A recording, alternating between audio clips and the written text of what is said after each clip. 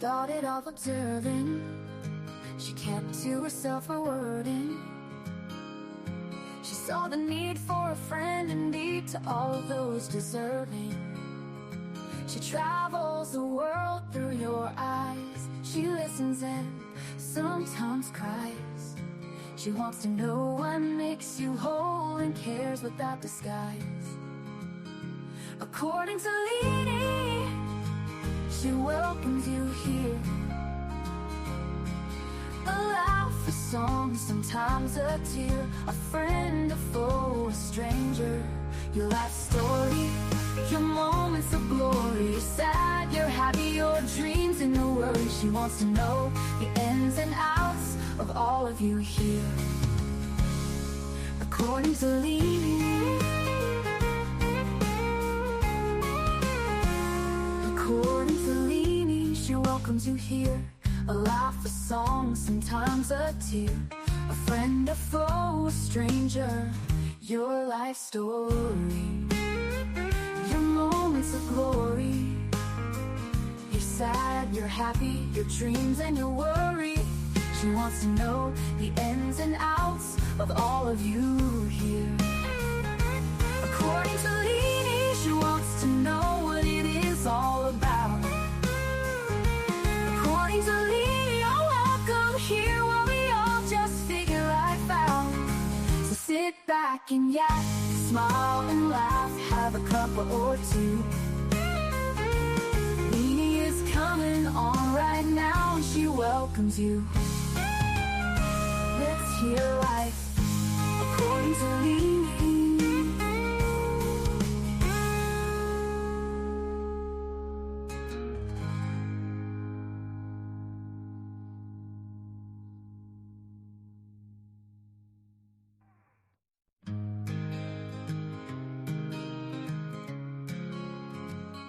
She started off observing. She kept to herself her wording. She saw the need for a friend indeed to all of those deserving. She travels the world through your eyes. She listens and sometimes cries. She wants to know what makes you whole and cares without disguise. According to Leanie, she welcomes you here. A laugh, a song, sometimes a tear, a friend, a foe, a stranger.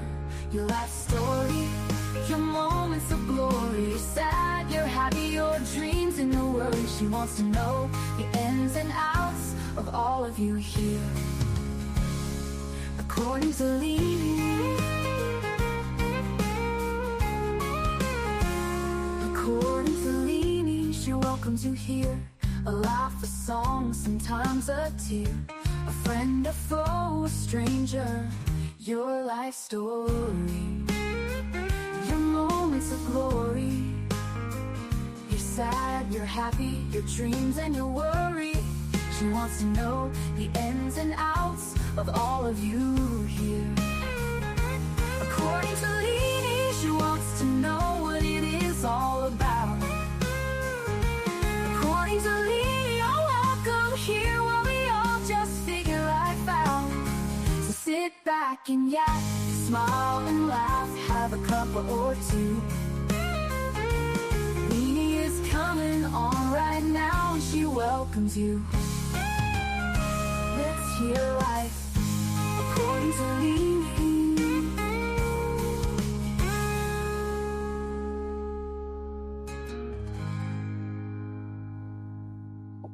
Hello, hello, hello.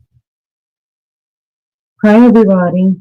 Well, we're not at 8, but, you know, what the hell? Nobody cares. Nobody cares. I'm trying to get this stuff off the screen. Give me a second. So I can see who else here. This one. Okay, I found you. Hello. Hello. Thanks, guys, for being here. Sirius Black, good to see you. Oh, hi, Sirius Black. Hey there, according to Leanie, so glad to catch you live. I was thinking you tonight. Thinking of you tonight in 12's lives. You haven't been over there for a minute. I need to get back into the routine of visiting. I got a snotty nose. I'm sorry, guys. I'm gonna try not to suck it all in, okay? But anyways, get back over visiting 12 and Nina. I know Nina's on the road. So I hope everybody's doing good over there. I've missed you guys too. Thank you for checking on me. Thank you for being here. Mary Jane Dow's in the house. Melly Joe and Rose Petal. She's at work tonight. Well, Rose Petal, we will see if we can put a smile on your face every now and again, make you giggle, and help you get through the night. How's everybody doing? Thank you guys for being here. Do me a favor, hit the thumbs up or the thumbs down. I really don't care. Just let the algorithm know that you are participating in this chat, this one right here. Here, sir, here in this chat.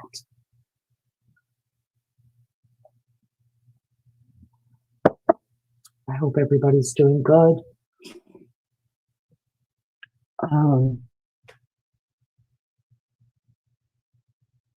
My oldest son's birthday was today. And I think he thinks that I forgot. Aloha, Sean! I think he thinks I forgot because, as you could probably tell, my sleeping time has flipped again. So now I am awake more at night than I am during the day. And so I didn't call him until later. Well, I checked his location, of course, and he was out to eat. So I waited till he was done and got home. And then I called him twice, but that was like after 8. So I'm sure he was like, nope, you forgot me. I'm not talking to you. Which I'm going to have to remind him that his birthday did not end at a certain time for me. I mean, I was still pushing and, laboring. I didn't know that we had a time. I don't know. Maybe I'm just reading too much into it. I could be. He works out of town a lot. So I know when he's home with his family, it's just about his family. So maybe that's it. Maybe I'm just reading too much in it because I'm paranoid like that, you guys. Aloha, Sean. Hello, Aussie True Crime. Good to see you. I was wondering if you've ever heard of this case right here, the Sylvia Likens case. Y'all, this time of year, as a replanted, I'm not from Indiana. I'm not sure where to say I am from because I'm a military brat, born, raised, married, divorced, military the first 30 years of my life. And I've lived just so many places in so little times that I'm not exactly sure where I'm supposed to say I'm from. But I'm implanted into Indiana. And I learned about this case when I first got here in Indiana. And always at the beginning of fall, I always think about Sylvia. I don't know why. It's just one of the first things that comes to my mind. And then I end up at her grave over in Lebanon, Indiana, which isn't like terribly far from here. One of my son-in-laws actually is from Lebanon, Indiana.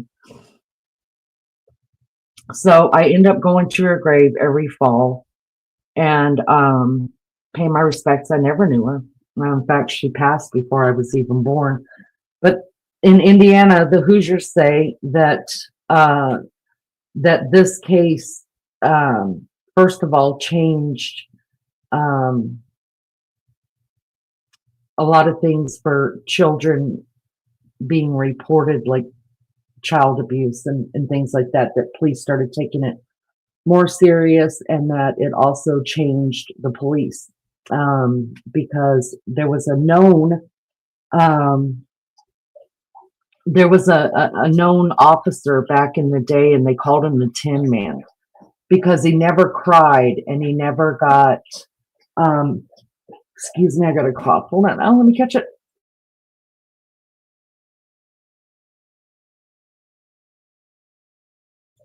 I didn't want to cough in y'all's ears. I caught it in time. Yay. Anyways, they call him the Tin Man because they said that none of the cases, they had never seen him cry. Um, he was always like a tough ass, and he just did his job. And I mean, but this was the case that broke him. So it's well talked. This case even is still well talked about. There's probably, you won't meet many Hoosiers, Indiana people that don't know about Sylvia, especially around the Indianapolis area. And so if you haven't heard of Sylvia, I'm sure it's going to be coming up on your true crime YouTubers, favorite YouTubers that do true crime. I'm sure this is the time of year they're probably going to talk about Sylvia Likens. So what I want to do is just let everybody know that is here. If you are sensitive to any kind of true crime cases or child abuse or murder, this is the time that I probably would check out of this channel for this live. I would love to have you back. I don't do true crime that often, but it's the fall. I have to talk about Sylvia and why she means a lot to me, and to a lot of people that are from Indiana. And I wanted to do it for about a month, and I've talked myself out of it every time because I'm not kidding you. We all are true crime people to one extent or another. And this is one of the most horrific crimes I have ever heard of. One of the most sadistic crimes I've ever heard of. It's a crime I don't understand. I can't wrap my head around it. I don't know how it escalated to the way that it escalated. I don't understand how it could have been covered up the way that it was. I don't understand how people that did this to this girl, that committed these atrocities against Sylvia, did the time they did. Because if you don't know about this, you're going to be shocked to find out exactly how much time the people who caused her death and her trauma and her abuse actually did. I feel like God had his hand in a lot of it, because a lot of there's a bunch of parts, you guys. There's a bunch of people involved in this. Thank you, Mary Jane Doe, for putting that in here. Sensitive topics being discussed. There's a lot of people that are involved in this case, 2 families and a bunch of neighbors. And so it's kind of hard to keep up with it. I will tell you there were 2 movies that were done on this case. One of them is called An American Crime. That is the one that I watch every year. It's the one that I have found that is the most likened to what the case is about. There are some things that are not right about it, that isn't exactly the way it went down, but it is as close as you could get, I think. And Hollywood, they have to either sensationalize something or make it seem more interesting. Believe you me, I don't understand that, because there are some things that Hollywood shouldn't touch at all, like this case. I mean, it's atrocious enough. They didn't need to add anything to it, but they did. And because it's a case that is 60 years old, and the only reason I know it's 60 years old is because my oldest sister was born in 65. Because it's 60 years old, there's a couple of different stories about how it started, how Sylvia and her sister ended up in the care of Gertrude. I have to remember how to say her last name because the way that you pronounce it is not the way that it's spelled. But anyways, how there's a couple of different stories, and the way that I believe it to be true is the way that the movie put it out and what I've read in the newspapers and things like that. But the one thing that they all get right is how, hi Tashi, good to see you, honey. The one thing that they all get right, sadly, and I've got chill bumps saying this, you guys, is they get right the abuse and they get right the atrocities and the really scary parts of Sylvia's last 3 months of her life.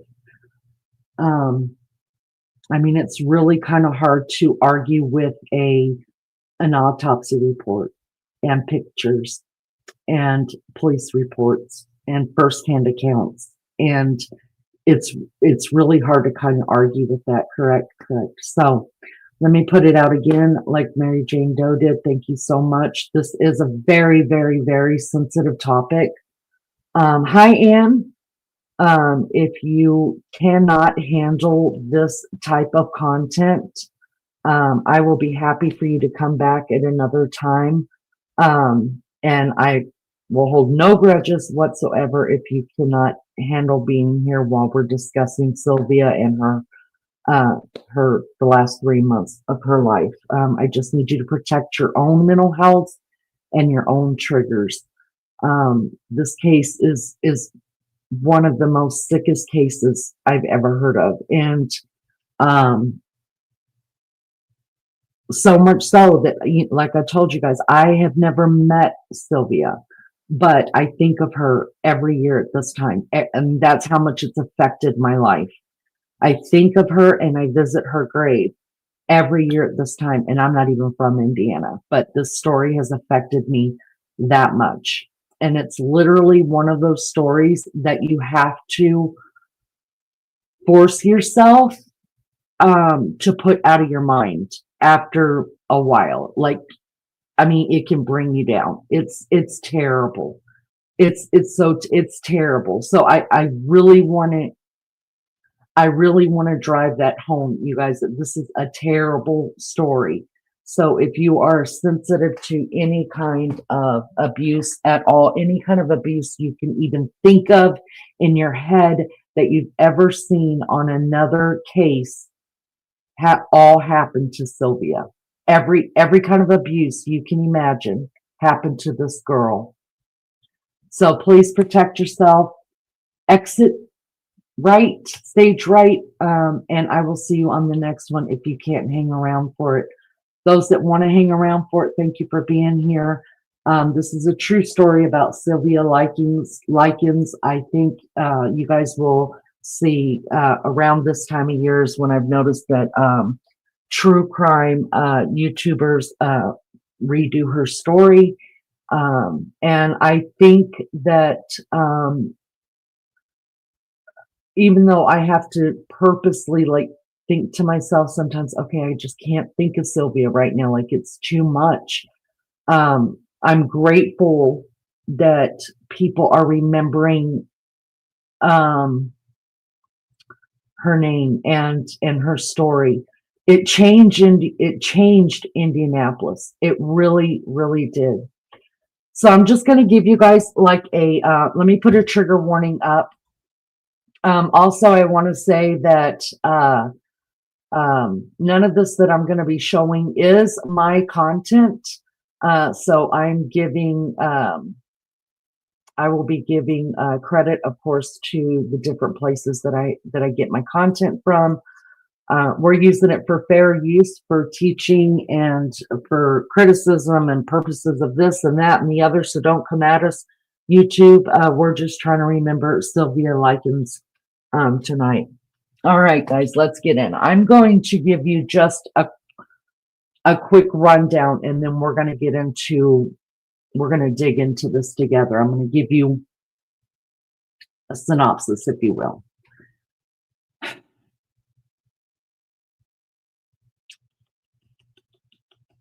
Thinking, should I? Okay. Sylvia Likens was born in Lebanon, and don't think I'm pronouncing it wrong.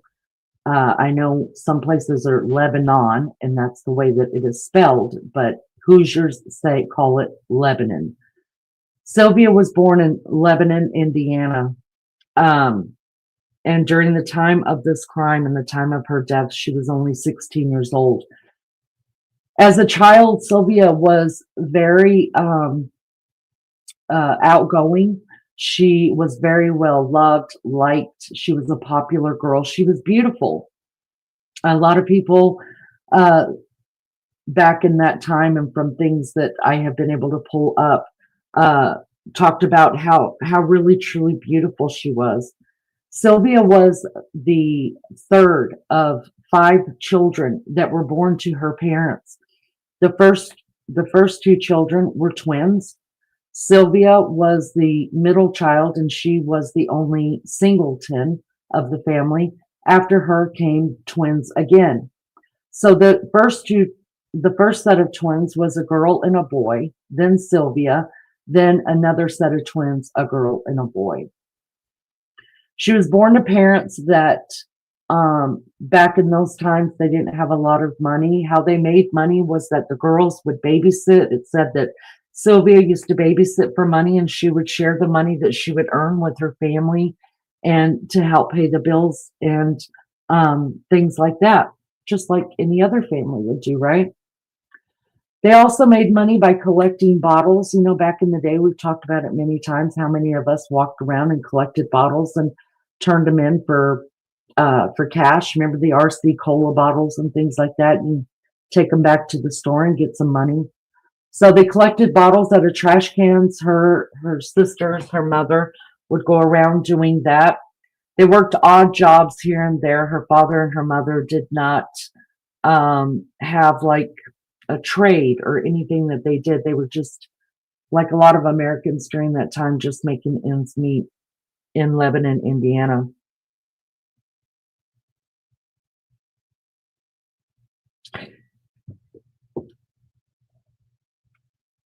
The marriage of the parents was just like a lot of regular marriages. It was up and down and in and out. And at one point, they moved from Lebanon, Indiana into Indianapolis, Indiana. And the place that they moved to was on New York Street. New York Street is slap dab in the center of Indianapolis. In today's world, it is not a great place to hang out, to tell you the truth. So they moved to Indianapolis in hopes of it's a bigger city, getting better work and living conditions for their family. During this time, her parents had separated, and the oldest sister, the oldest of the 5 kids, who was a twin, had already gotten pregnant and married at a very young age. I think she was only 18 years old at the time. So she was already married. She had moved out. The boys, the oldest twin, the youngest twin, they were out doing paper routes with their dad and things like that, while mom and Sylvia and her youngest sister were still collecting bottles and doing babysitting. And also they had picked up sewing for the neighborhood, like men who needed shirts sewn, or any kind of sewing that they could get. They would make money sewing people's clothes for them. Well, this is the time that her parents had separated, and the 2 girls went on to stay with mom. Now, I can't figure out how that worked out. By all account, what I see is that the boys ended up staying with dad. Sylvia and her sister lived with her mom, but where they lived, I don't know. I don't know if they moved in with parents or whatever else was going on. During this time, the girls were still making money that way with their mom. And during the time of the separation, Sylvia was going to Arsenal High School, which is still a high school in Indianapolis. And she was popular. She was a beautiful girl, and I'll show you a picture of her. If you haven't looked it up already. She was a beautiful girl, and she was popular, and she was funny, and there was no shortage of guys asking her for a date. But her youngest sister ended up getting polio at a young age, and recovered all, but she wore a leg brace, and she had a limp. And Sylvia was very, very protective of her little sister, it said.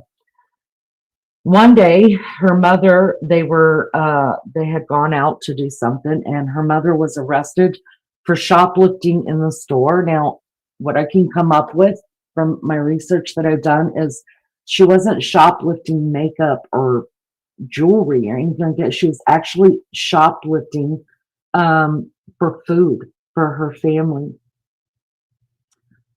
And she was arrested and she was put into the county jail. Well, during this time, like I said, Sylvia was going to school at Arsenal High School. And of course, she had friends there and so on. Well, the two girls were left to fend for themselves while their mother was in the county jailhouse. Pardon me. One day after school, Sylvia, now I don't know what the time frame was, if this was a week later or 2 days later, Sylvia had decided to go home with some friends from school, some girls from school that she was friends with, go home with them, hang out, because one of her favorite bands, if not her very favorite band, was the Beatles. And they had Beatles records. So they said, hey, why don't you guys come over? They knew that her mom was in jail. And they said, why don't you come over? We'll listen to some records, get something to eat, blah, blah, blah. You know, all the things that girls do.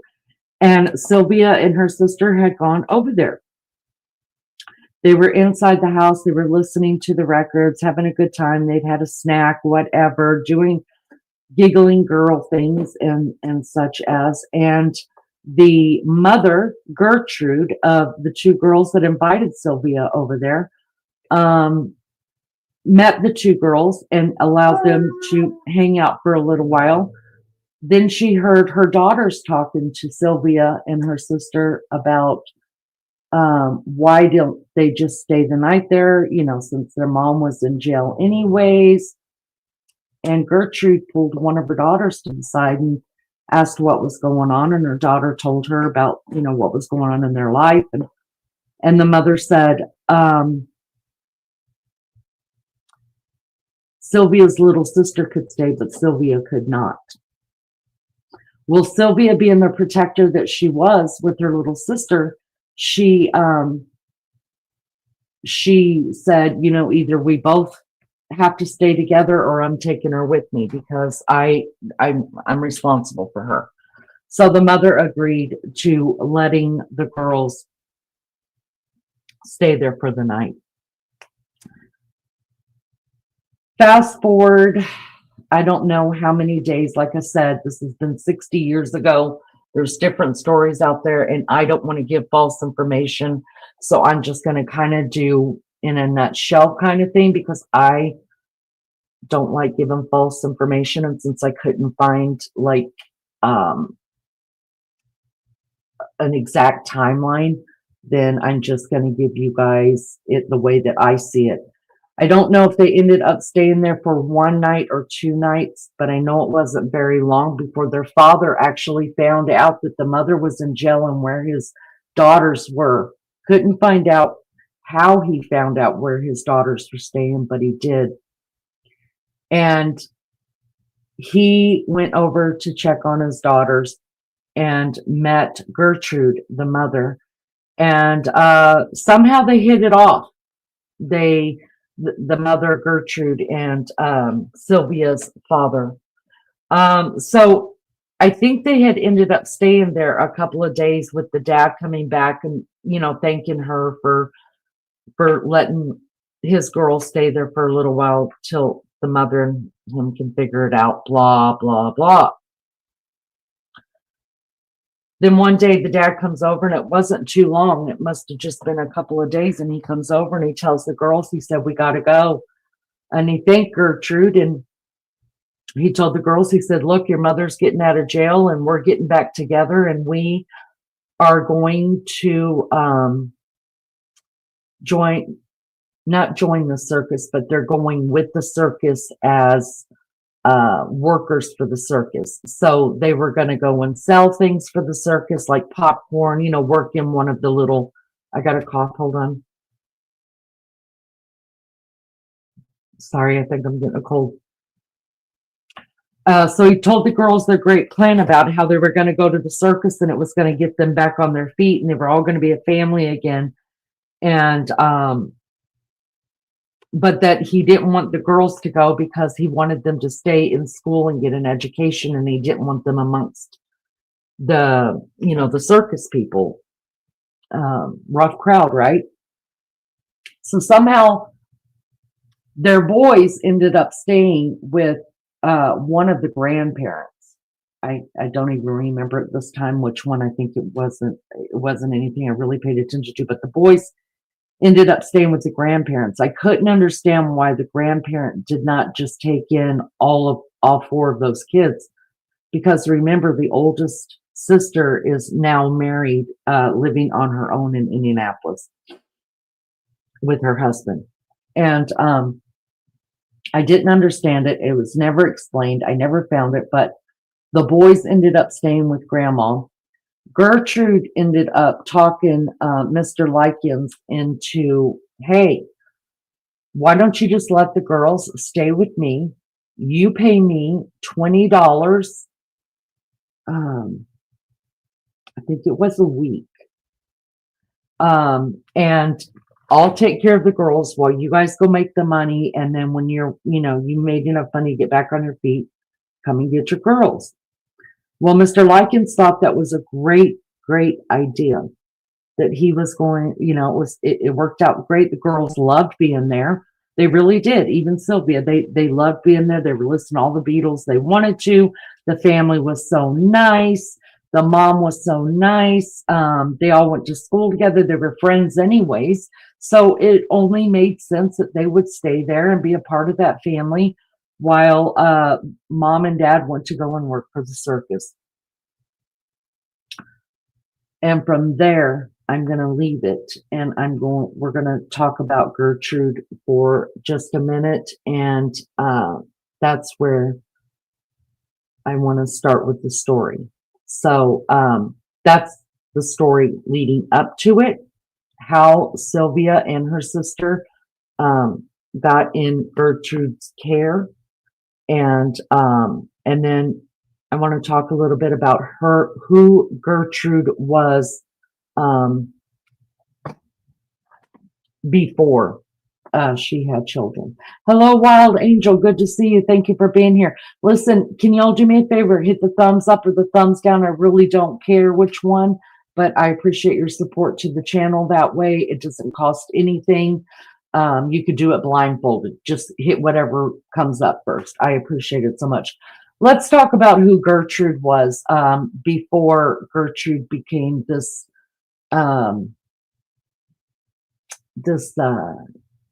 crazy. I don't even want to call her crazy. I think that's just the sadistic. She was literally a sadistic woman. Make sure you guys can see this. Take myself off of there. All I think about when I see this picture is this woman. Y'all, I can't stand her. I can't even stand to look at her. But all I think about is this woman right here is in her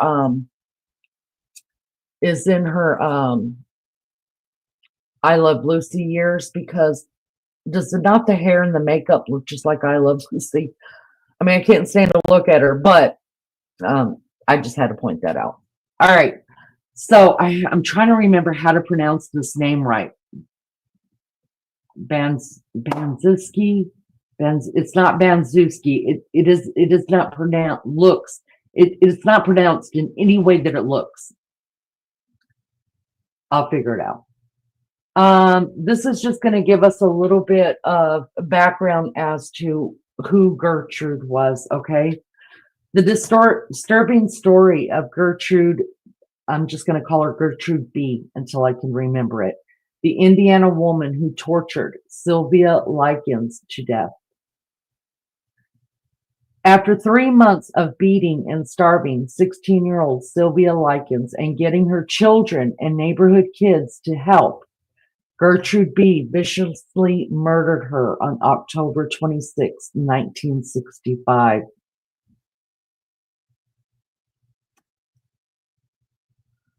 On the surface, Gertrude B. appeared resilient. The Indianapolis woman had 7 children and raised them on her own with a limited income. Her true nature, one of cruelty and violence, was only exposed too late after she murdered 16-year-old Sylvia Likens. Increasingly unstable and depressed, Gertrude nonetheless offered caretaking services for other struggling parents she knew.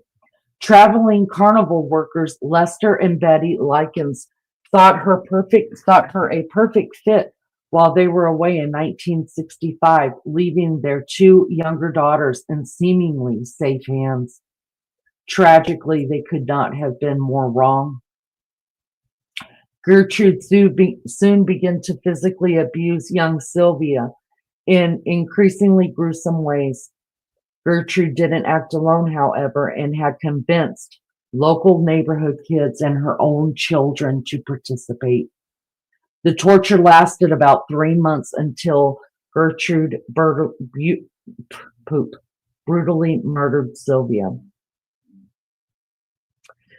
The quiet depression of Gertrude. Gertrude was born on September 19, 1928 in Indianapolis, Indiana, to Hugh Marcus Van Fossen Sr. and Molly Myrtle Oakley Van Fossen. She was the third of 6 kids, and her father died of a heart attack when she was 11 years old. Now back up to the story a little bit that I'm going to add on to this. So when Gertrude was a child, and I don't remember where she landed as far as her birth order. It is said that her and her mother did not get along. For some reason, her mother was very abusive towards her and dismissive of Gertrude. Knowing that, somehow her father took on more of a caregiving role to Gertrude. Everywhere he went, whether it was to the barn or out in the fields or wherever, Gertrude was in tow. She was, in fact, her daddy's little girl, right? He knew that for whatever reason, her mother, Molly, just did, let's just call it the way it is. She did not like her daughter for whatever reason. So because of that, the father and Gertrude ended up having a wonderful relationship, and she was daddy's little girl, and he thought she hung the moon as well. Well, this tells you on here that her father died of a heart attack when she was 11 years old. But what they're not telling you, you see, is that Gertrude was with her father. I think it was in the barn when he died. And her mother forever, for the rest of her life, blamed Gertrude for her father's heart attack and dying.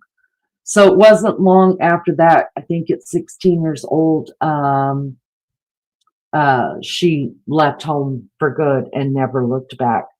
So I gave you that story because I want you to remember from here on out about Gertrude's, the way that she parents, and then the way that she took over the parenting of Sylvia and her sister.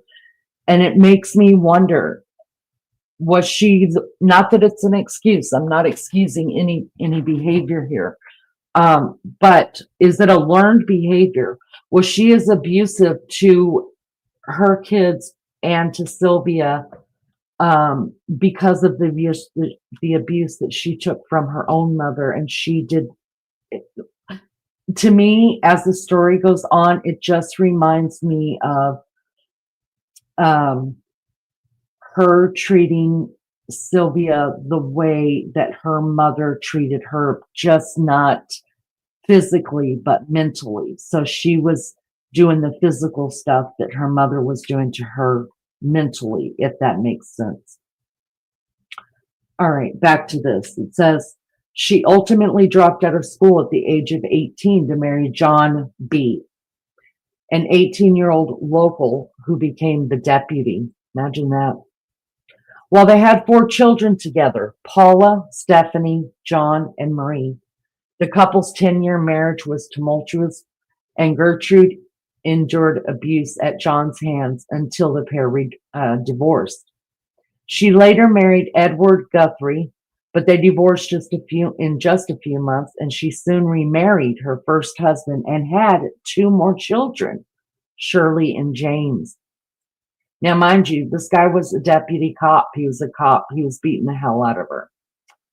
Again, I am not excusing the abuse of Sylvia in any way, shape, or form, but there is a such thing as generational curses, and we all have them in our family to an extent.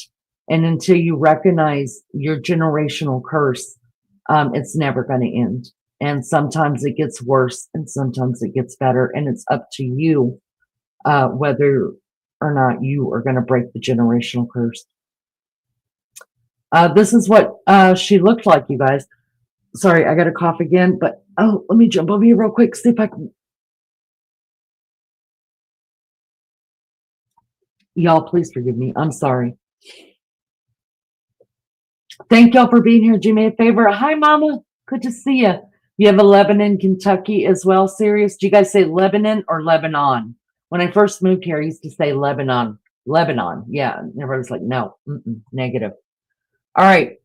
Many were shocked when Gertrude was arrested for the murder of Sylvia Likens in 1965.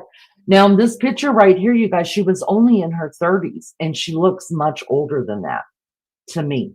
She did.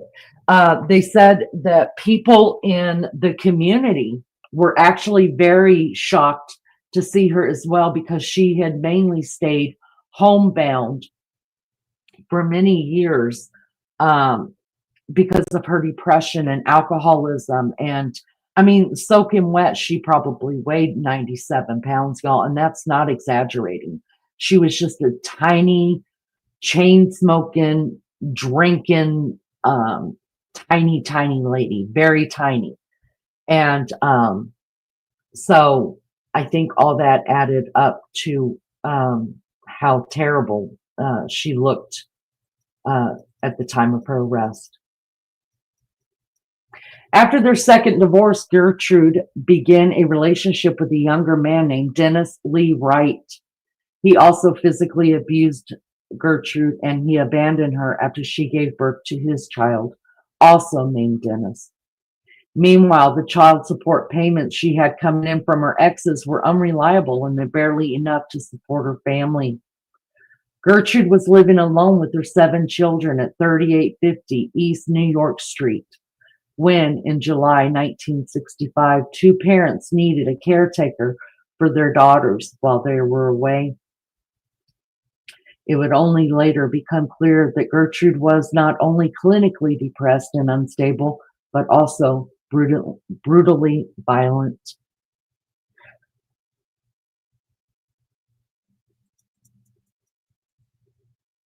Sylvia Likens was born on January 3rd, 1949, as the third of 5 children.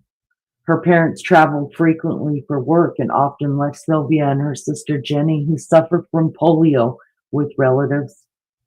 Sylvia was a happy teen who loved the Beatles and hanging out with friends and babysitting. As her father prepared to rejoin his job at the carnival and his wife was jailed for shoplifting, He decided to leave 16-year-old Sylvia and 15-year-old Jenny with Gertrude, who was a family friend. You see, you're going to get all kind of mixtures of how it came about that Gertrude came into their life. This tells you it's a family friend. Another place tells you that um, um, Sylvia and Jenny had known her daughters at school, which is how I think it happened, and they ended up bringing her home. All right, so I just don't want you guys thinking that, that it's all mucked up somewhere. That the part of it as to how she did get there, it is mucked up. There's a couple of different stories out there, but I think in the whole grand scheme of the story, it's neither here nor there, because the end of the story, everybody's on the same page, which is sad. Gertrude was satisfied with a weekly $20 boarding fee for the two girls, and the home seemed relatively peaceful at first. The tone changed drastically when their father's payment started to come late, however. Now, I had heard that it was only one of his payments, just one. Everything else was on time. But the whether it was one or 50, the first time that he was late on his $20 payment to Gertrude is when the abuse began. This is a picture of Sylvia right here, the most well-known one. This was before she went to go live with Gertrude, and the one that is represents her all over Indianapolis. Furious at the extra housework and insufficient income for two additional children, Gertrude began beating the Likens girls with a heavy paddle and a thick belt and said, guys, remember, this is, if you don't know, this is a very the saddest case I think I've ever heard of. Please protect yourself. If you cannot, you don't want to listen to any kind of stories about abuse, any kind of abuse you can imagine, then this is not the life for you.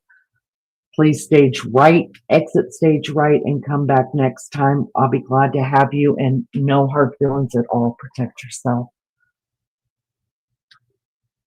Gertrude yelled, I took care of you two bitches for 2 weeks for nothing.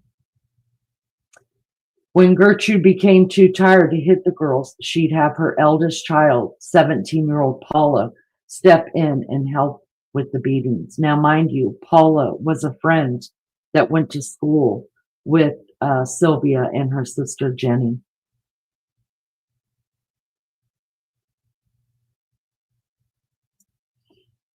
Frightened, the two girls never sought help from others in the neighborhood, perhaps assuming that no one would come to their aid. Before long, Gertrude began to focus on the physical abuse solely on Sylvia. Horrifically, she forced Jenny to join in, threatening her that she could easily take her sister's place as the abuse victim if she refused. It wasn't long before locals began to notice that Sylvia, beaten and starved, was in poor condition. After a church function where people remarked that Sylvia looked frail, Gertrude force-fed her a hot dog until she threw up. Now I want to stop it right there, because this isn't going to give you the full description. This is kind of a nice way of putting it, but I'm giving you as gently as I can the facts of this, okay? So while they were on this church outing, Sylvia, I guess, wolfed down her, she had already been being starved in Gertrude's house, amongst other things. And at the church outing, she was so hungry that, of course, she wolfed down that hot dog. When they got back home, all the kids, at this point, Gertrude's got 7, and then the 2 girls would actually be 9. They were sitting around the table, and I don't know if Gertrude bought hot dogs or if she had just taken some from the church or they were given to them. That's what they had for dinner as well. And that night at dinner, Gertrude took Sylvia's hot dog and had every child at the table put something different on the hot dog. From every condiment you can imagine, even hot sauce, to anything they could find in the refrigerator. They slopped it on this hot dog and force fed uh, Sylvia to eat this.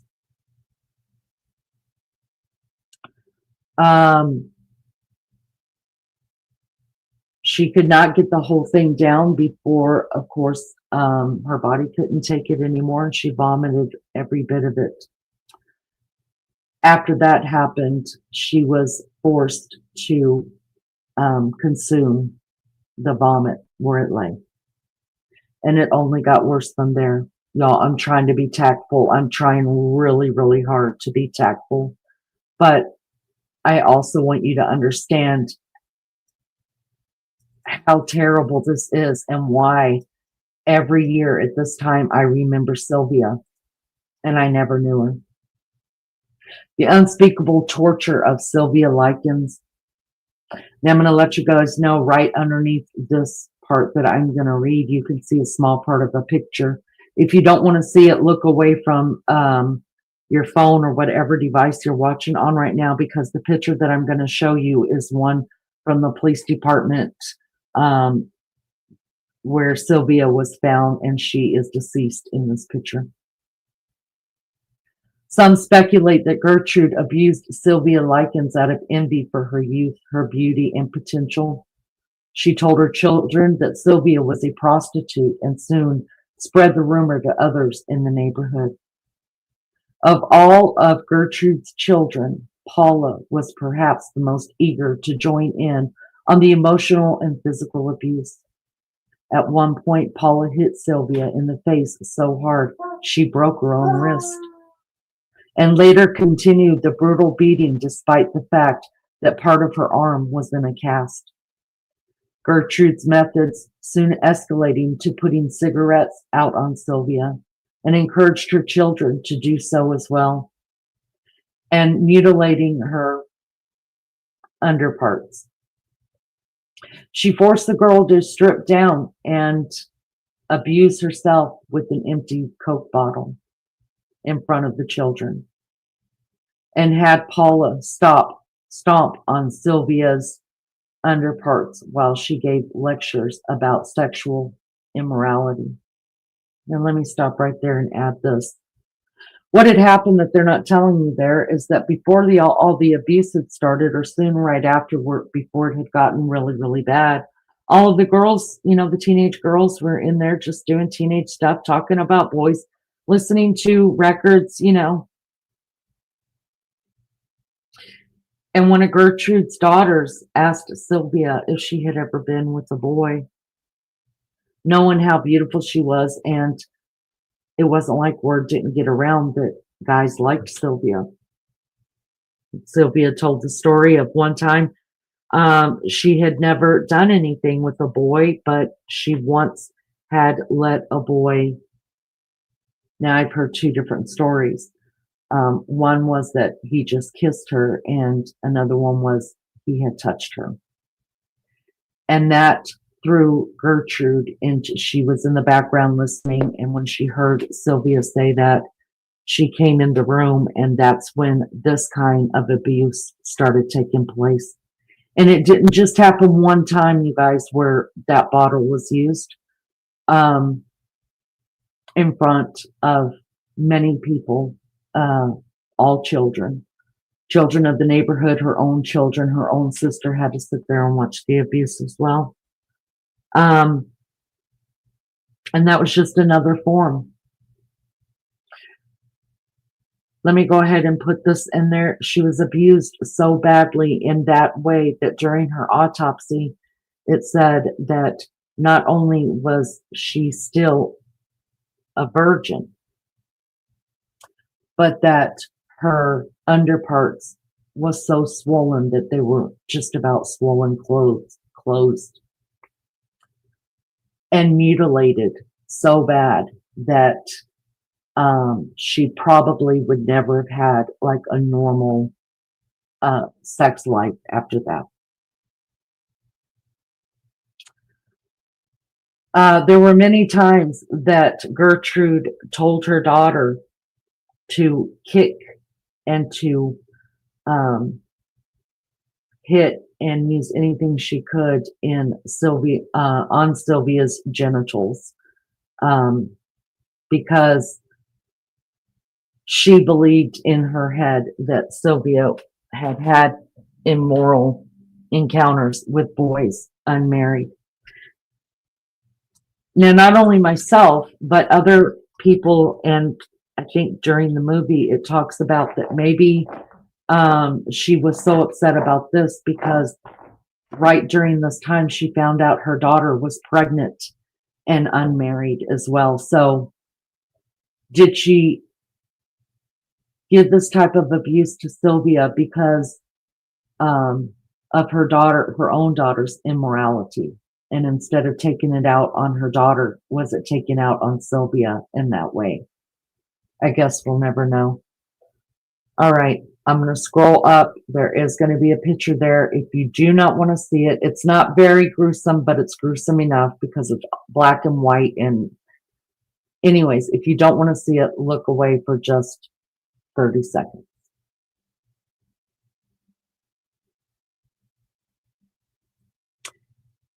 This says Sylvia Likens was tortured for about 3 months before her vicious murder. Now, all of this took place just in 3 short months.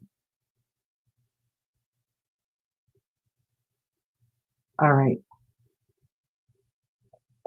Gertrude's children were encouraged to practice karate on Sylvia, throw her down the stairs, and literally rub salt into her wounds.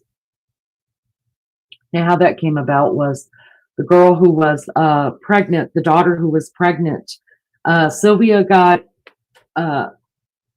this girl, Sylvia, when I think about her and some of the stuff that happened to her, and then some of the way that she reacted to it, like one day getting fed up after some of the abuse and going to school and telling some of the kids at school that Gertrude's 2 oldest daughters, who were now involved in abusing her, were prostitutes, basically. They were getting paid for sex.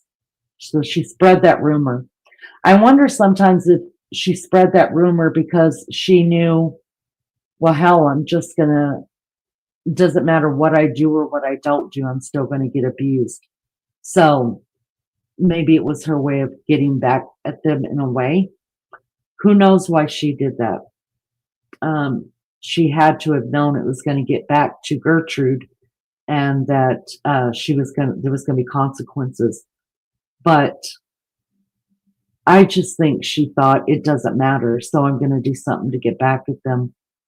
So how the karate thing came about was that the girl whose boyfriend was the girl who was pregnant, her boyfriend had heard the rumor, and the girl who they said she broke her wrist from hitting Sylvia so hard, that's when she broke her wrist. She came home after hearing it from school, and she just beat the crap out of Sylvia and broke her wrist for it. After doing so, she actually hugs Sylvia and tells her how sorry she is, and that and Sylvia apologized to her as well. But it just says that they kind of had a tender moment. But right after that tender moment, literally runs in the house her boyfriend, and y'all, he beat her so badly right after that tender moment, beat her so badly that she was knocked out. She was completely knocked out. Nobody did anything, even though his girlfriend, who had just broke her wrist on Sylvia, and they had hugged and they apologized and everything else. I mean, she just let him do what he did. And then after that, because he was a karate, there was a couple kids on the block who was into karate, including himself. Gertrude decided that Sylvia would become their new target practice. So when they needed to practice the karate and the kicks and the hits, it was done to Sylvia.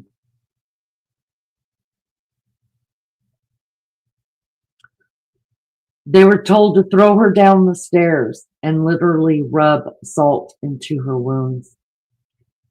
Gertrude's son, John Jr., who was just 12, you guys, he was 12 years old, sometimes forced Sylvia to lick his siblings' soiled diapers. 12 years old. After these beatings, Gertrude would often order Sylvia to take a scalding hot bath to torture her even further. Gertrude eventually started denying Sylvia bathroom access and forced her to live in the basement, where she frequently soiled herself. By October, she was deprived of water and rarely fed, and subjected to even more torture by the local neighborhood kids, many of whom joined in after hearing Gertrude's rumor of Sylvia supposedly being promiscuous. Many of these kids paid 5 cents each to see or beat Sylvia, or watch even more sickening abuse take place. Perhaps most horrific, Gertrude began carving the words, "I'm a prostitute and proud of it," into Sylvia's abdomen with a heated needle. And when Gertrude struggled to finish the etching, she had a neighborhood boy, Richard Hobbs, complete it. Sylvia soon confided in her sister Jenny, "I'm going to die. I can tell." Apparently, Gertrude knew the end was near too, and she soon forced Sylvia to write a letter to her parents claiming that she had run away and offered sexual favors to a group of boys who had fatally injured her. Now, this is missing a whole lot of pieces, so let me go ahead and let you in on some of this, okay?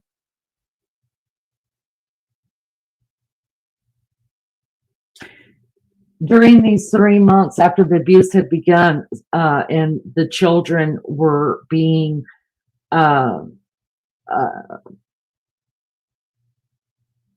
brought into it as well and told to abuse Sylvia. Her sister was being told to abuse Sylvia, and some of the neighborhood kids were invited over to abuse Sylvia. Sylvia and her sister Jenny were in the park one day, I guess before Sylvia had to quit going to school and to quit being seen in public because of her, the way that she looked. Before this, they had ran into their oldest sister in the park, whereas Sylvia and Jenny told their oldest sister that they were being abused, and most of it was Sylvia taking the brunt. The sister didn't believe that they were being abused. She thought they were maybe just exaggerating, but she also did not know where exactly the girls were living at. She got them both a sandwich because Sylvia said, "I'm hungry." Unfortunately, one of Gertrude's natural children was also with them that day. She didn't hear Sylvia and Jenny telling their older sister about what was going on in the house, but she did see Sylvia eating a half of a sandwich. So when they got home, that child told Gertrude that Sylvia was eating in the park. And of course, at that time is when Sylvia was fed more human feces from a diaper or on the floor. And many other things had happened to her that time. Another time after Sylvia was abused so bad and left in the basement, just until the next round of abuse would come along, Jenny was in the park or happened to be walking somewhere, and some say it was in a park, some say it was just on the street, and she saw her older sister again, and her older sister asked about where Sylvia was, and Jenny said, "I can't tell you." She asked her how Sylvia was doing, and she said, "I can't tell you." She asked her where she lived, where they were living at, so she could come in and look after them. She told him she can't tell him. Somehow, one way or another, I don't know how, but the older sister was able to find out where her sisters were being cared for. I say that in the loosest term. She went to the door to go and check on her, where she was met by Gertrude. And Gertrude told her that upon her own parents' request, she was not allowed to see her sisters and that they were both fine. There was nothing wrong with them, and that when her parents came back to visit, that she would ask them if the older sister was allowed to visit with them. So she left. During the 3 months that the girls were there within Gertrude's care, I say that loosely, the parents did come back several times. I don't know how many several times is. 1, 2, 3. It doesn't say. But just knowing they came back one time and they couldn't look in their daughter's eyes and see something was off, or that they couldn't look around just the room that they were sitting in and smell filth, or that they couldn't take their daughters and sit on the stoop outside and quietly ask them, how's things going? Like I would imagine a lot of parents would do. I know that's what I would be doing. Make sure to get my kids alone. If, God forbid, I was ever in that position that I had to leave my children. And even if it was to leave my children with a family member, I would still make sure to have alone time with my children. That didn't happen.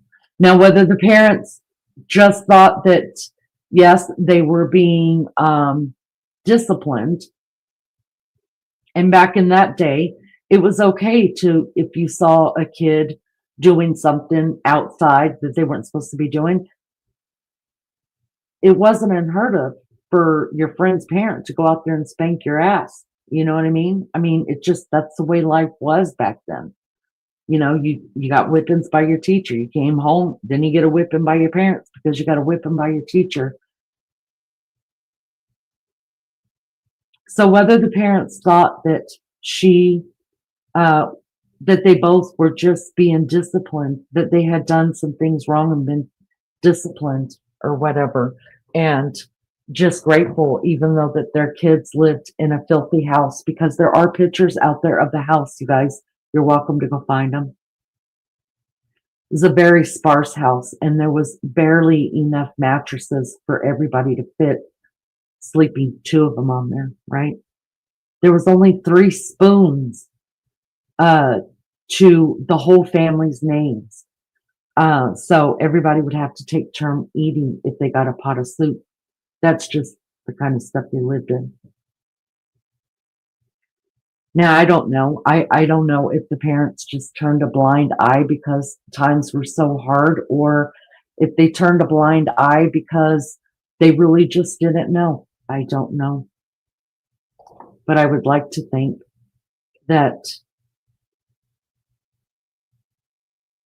I would hope that they really just didn't know, even though I will never understand a parent not taking their kids off alone somewhere. And that comes from somewhere in my childhood that maybe we'll talk about one day.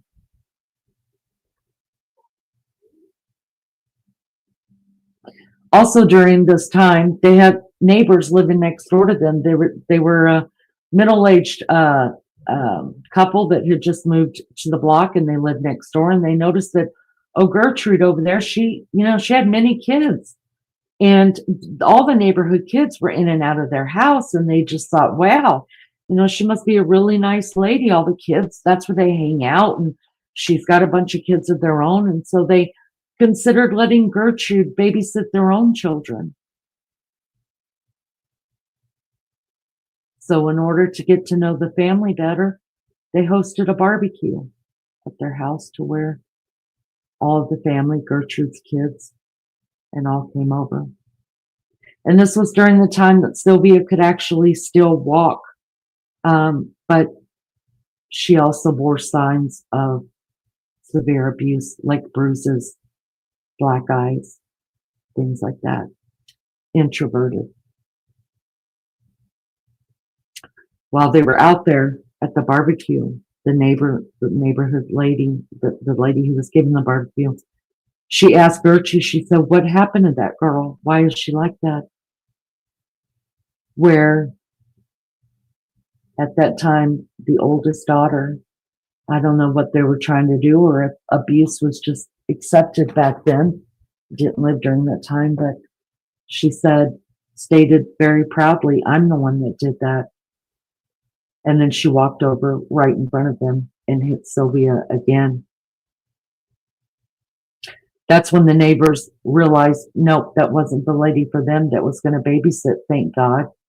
But at the same turn, they said nothing.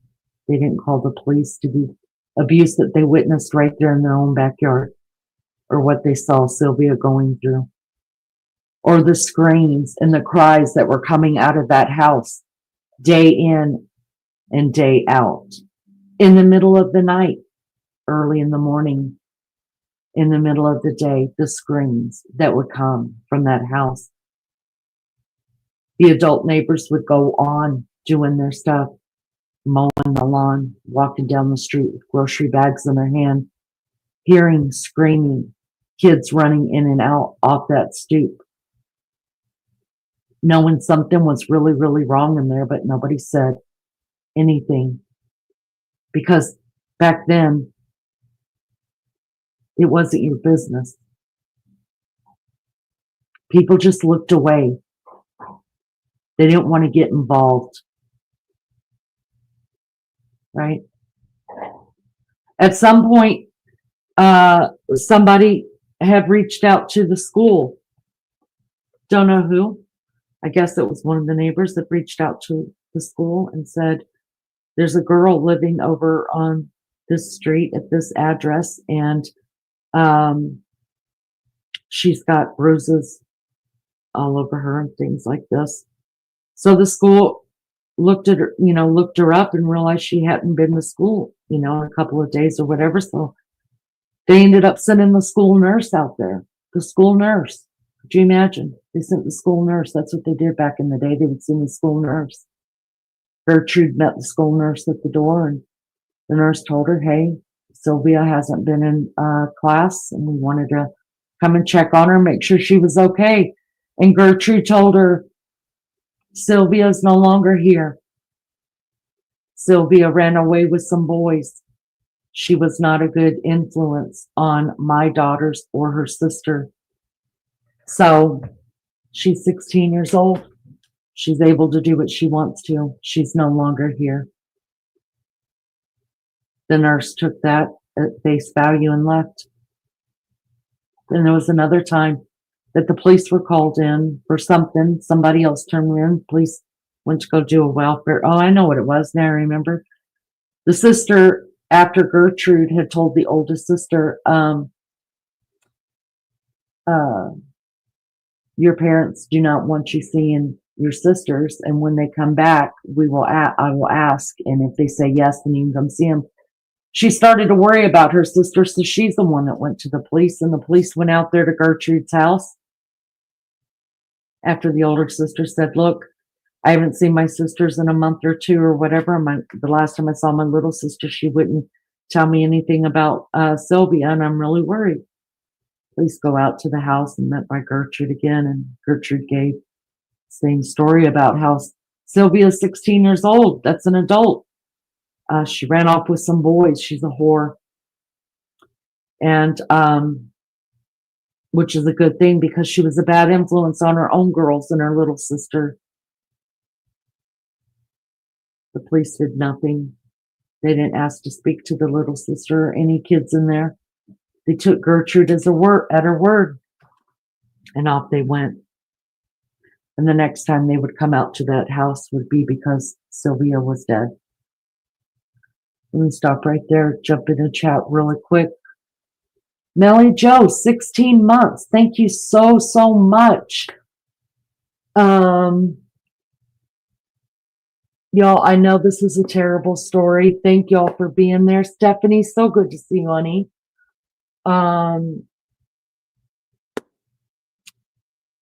I know this is a tough story. Protect your mental health.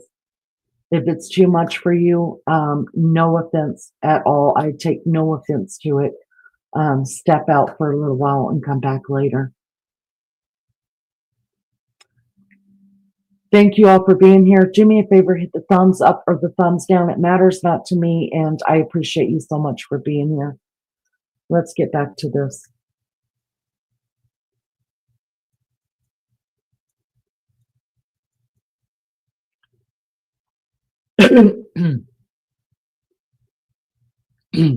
Sorry.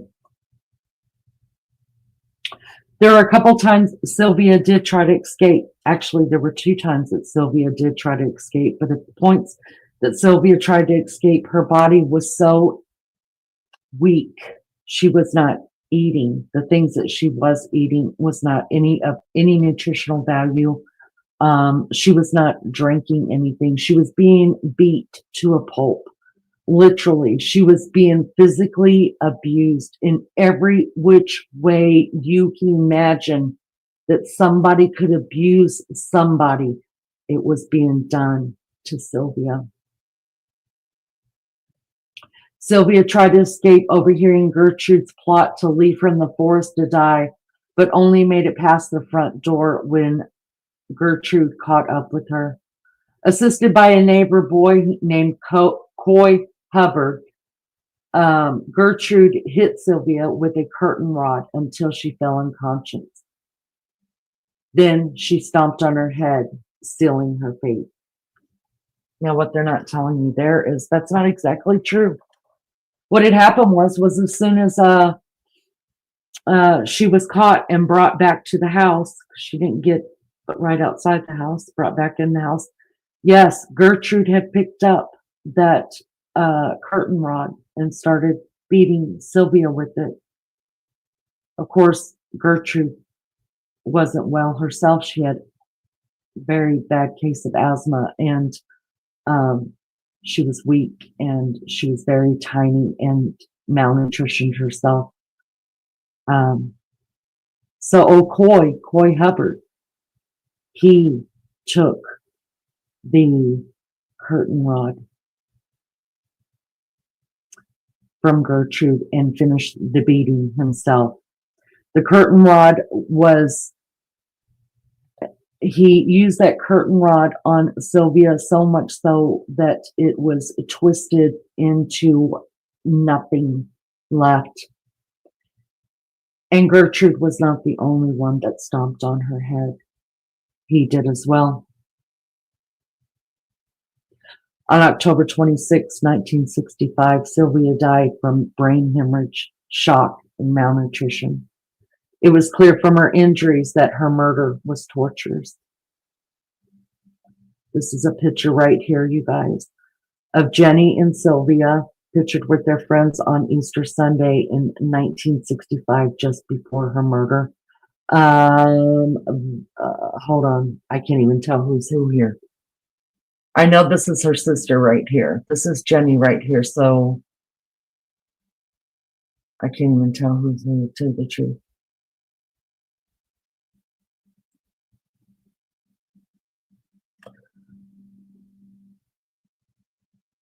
Now, before we get to this part, or let me just read this part out, and then I will put in what the parts that are missing.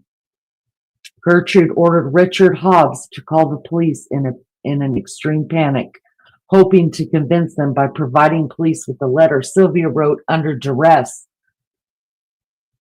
that Gertrude wasn't to blame for her death. It might have worked were it not been for Jenny's bravely whispering to the cops. So let me fill you in between the last, what happened after Sylvia's last attempt to escape when she was brought back and beat and stomped to death. What had happened after that was Gertrude had decided that she was going either to physically go ahead and kill her or that she was well on her way to dying. So she brought a paper and a pen to Sylvia Now, mind you, this happened the week that she died. The week. If you could see there is many pictures out there of the letter that Sylvia did write. The most beautiful handwriting. I could not believe when y'all hear that scratching. I'm sorry, it's my dog. I couldn't believe when I viewed the handwriting and I read the letter that a girl who was this abused and this sick and this tortured could actually write such with beautiful penmanship that Sylvia was able to write. But what Gertrude did was she knew that one way or another, Sylvia did not have that much longer to live. So she gave her word for word what to write to her parents. In the letter, it's addressed to Mr. and Mrs. Likens, not mom and dad, to Mr. and Mrs. Likens. Sylvia wrote as Gertrude told her what to say, and what it was about basically was that she had ran away with some boys who wanted something from her and offered some money to her if she had given it to them. So she did. She left with the boys, whereas now this again is the letter that Sylvia is writing that Gertrude is telling her to write. She says that she met these boys and they wanted sexual favors for money. So Sylvia left with them and they beat her up and they carved that on her stomach. Now remember, what was carved on her stomach was actually a pin that was burned by a lighter. And on her stomach, Gertrude started, I am, and just wrote it in pen, I am a prostitute and proud of it. While there were other kids and neighborhood kids, her kids, neighborhood kids, little Jenny are all sitting around, Gertrude is writing this on Sylvia's stomach. I am a prostitute and proud of it. She burned the pen, pushed it deep into Sylvia's stomach where it was written, to basically use the hot pen to cut her flesh so that it's always branded on there. And because Gertrude got too tired of doing it, she called one of the boys over to finish the job for her. So now she's branded. I am a prostitute and proud of it. In the letter, Gertrude had her write that those boys that wanted to pay her for sexual favors had carved that into her stomach, burnt many holes into her body because remember, everybody was putting cigarettes out on her. Had roughed her up and beat her up so bad and sexually abused her so bad and then returned her to the home of Gertrude. And that's how she ended up with all of the abuse to her body.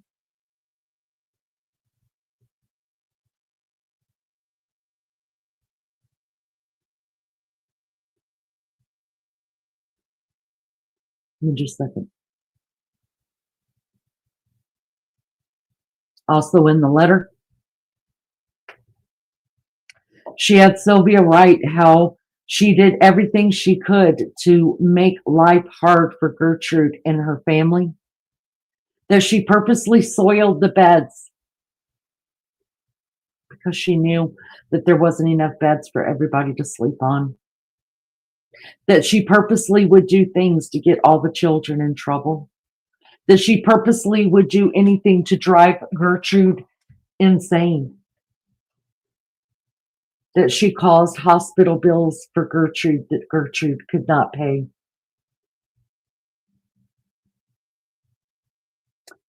She signed it Sylvia. There were many other things that we haven't talked about that happened to Sylvia, such as every fingernail that Sylvia had on her hands was pulled backward. All the skin on Sylvia's face, her breasts, her arms had all been burnt at least a couple layers down. Because you see, the only bath that Sylvia ever got was after a beating or after immense torture that she was put through, like the torture of the carvings on her stomach. She was always thrown into a scalding hot bath. Because it was a scalding hot bath, it literally burned her skin. That wasn't the only thing that was on Sylvia's stomach when she was found dead.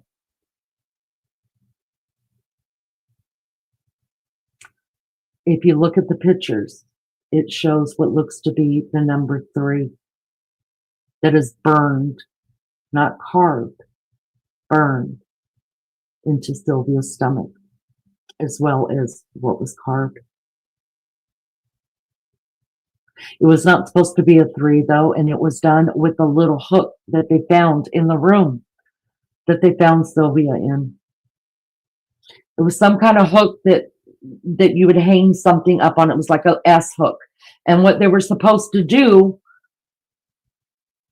the thought was that you would take the hook and you would get it really, really hot and sear it into her stomach, right side up and then upside down, and it would make an S. Now, out of all the testimony that came out in trial, nobody could remember what the S was supposed to stand for. Was the S supposed to stand for Sylvia or slut? Shameful? Nobody knows, because nobody could remember. But the little girl who was summoned to do that, to burn an S into her stomach, ended up turning the little S hook around the wrong way. So it ended up burning a 3 instead of an S. Sylvia was given a bath right quickly after that as well. And don't forget the salt that was rubbed in literally to her wounds. All the times that she was forced to eat things that were never supposed to be eaten. And I've gone easy on what all I could tell you she was forced to eat.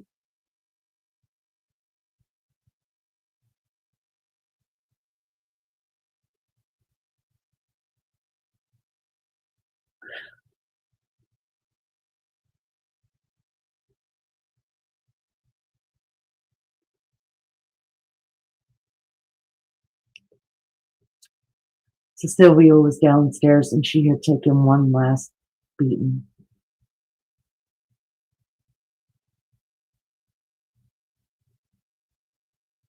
And one of the oldest daughters started screaming at her mother, "She's dying. She's dying. She's dead." And Gertrude got mad and started just stomping around saying, "She's not dead. She's faking." And the daughter was screaming, "She's dead. She's dead." Gertrude just kept it up. "She's not dead. She's faking." She would walk over and kick Sylvia's lifeless body over and over again. "Wake up, Sylvia. Knock it off, Sylvia. Wake up." Now, this time, all the kids are screaming, "She's dead." When Gertrude finally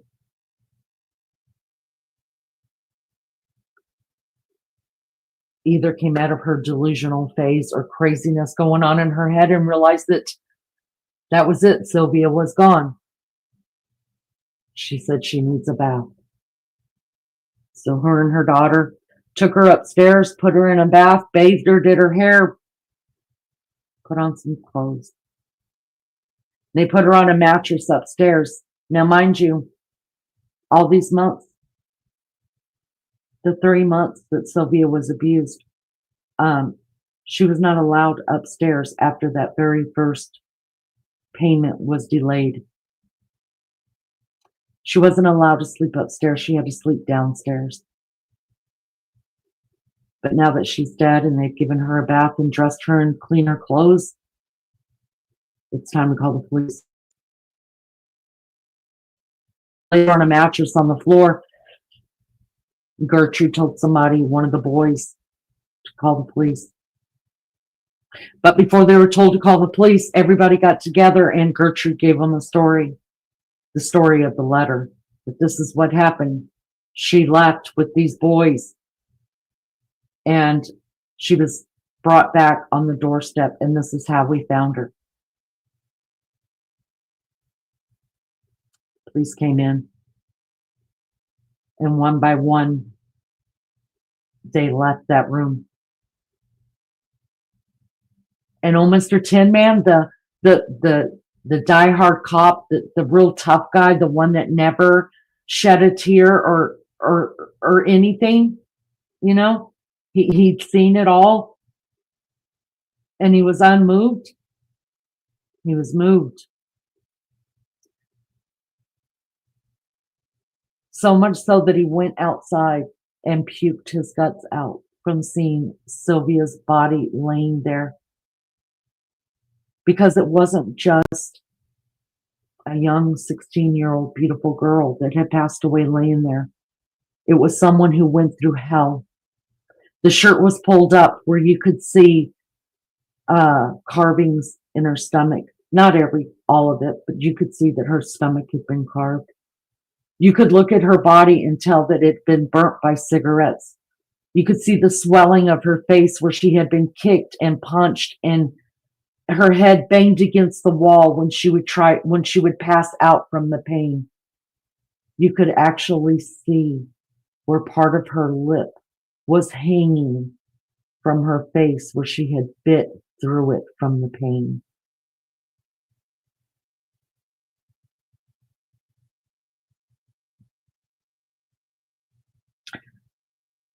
Of course, everybody was pulled in different directions after they all got together and was trying to tell the same story. Cops do what cops do, which is, all right, let's separate everybody after they all got the letter story, you know, and they were given the letter that Sylvia had wrote. And little Jenny, everybody stuck to Gertrude's story as to how this happened.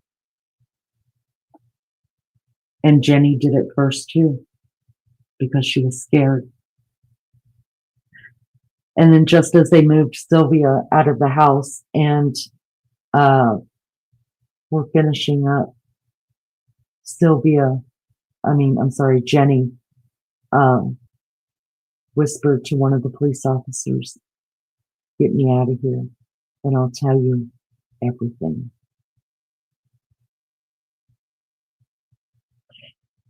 And that is how they found the story out about the abuse that Sylvia had taken for the last 3 months of her life. The hardened Tin Man sat and listened to Jenny and held Jenny while she cried and talked about her sister and how she couldn't do anything because she was scared of the same things happening to her, and that she was forced to participate in the abuse of her sister in many different ways. And what she didn't participate in, she was forced to watch. And how there was hope. Sometimes, like when the nurse came to the door, or when the police came to the door before Gertrude sent them away with that story, there was a little bit of hope that Jenny and Sylvia were going to get out. That when they saw their sister in the park that one day, that the sister had bought them a sandwich, that Sylvia told her that day, leaving the park, when her sister, the older sister, thought that they were exaggerating how they were living. And Sylvia told them, "Don't worry," told little Jenny, "Don't worry. Mom and Dad's coming back. They're coming back. We just have to get through. Do whatever it is that Gertrude tells you. I don't hold anything against you. You're not wrong. I don't want you to get hurt. See, at that time, Sylvia believed that she was going to live until her parents got back and that they were going to come and take them and everything was going to be okay.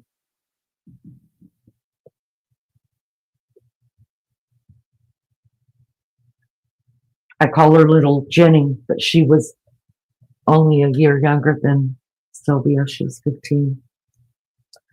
But I call her little Jenny because how her heart, I mean, her and Sylvia were two peas in a pod. They were always together. Jenny was her little girl. How her heart must have crushed every day, every time her sister was abused in any sort of way, and how she must have withdrawn inside her little self every day. And I did some research on what happened to these people, of course, after the trial was over and what became of these people. And I was shocked at what became of these people. Some of it I was happy about. In the end, I was happy about a lot of it. Some of them received godly justice early on in their life that only had to be a hand of God because of their evil doings. Evil. This is the evilest of this is evil. This is staring the devil right in the face. Some of them will live a little bit longer. All of them are gone now.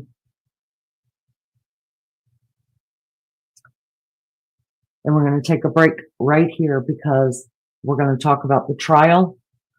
Not as long as the story took. Trial won't take as long. I'm going to tell you who spent what time in jail and what was said afterwards, if you guys want to continue with me. So I want to take a break. I need to get a drink. I've been talking a lot. Thank you guys for being here. I appreciate it so much. While we're doing this, let's pause for the cause. Everybody, please hit the thumbs up or the thumbs down. Makes no difference to me. I'm appreciative to anything you do for the channel. And that is, easy peasy way to help me out. And I appreciate you guys. Go pee, get you a drink, get you some more coffee. We'll wrap this up and then we'll have a discussion about it. And anything else you guys would like to discuss afterwards. I promise. So let's take a break right here. Y'all go pee, because if you're like me, you gotta pee. I'm gonna be doing the pee dance. As soon as I stand up, I know it. Oh, thank God I got a bidet, y'all, because I know if I pee myself, woo! And I think I'm gonna grab a cigarette real quick. All right, y'all do the same. I'll be RB.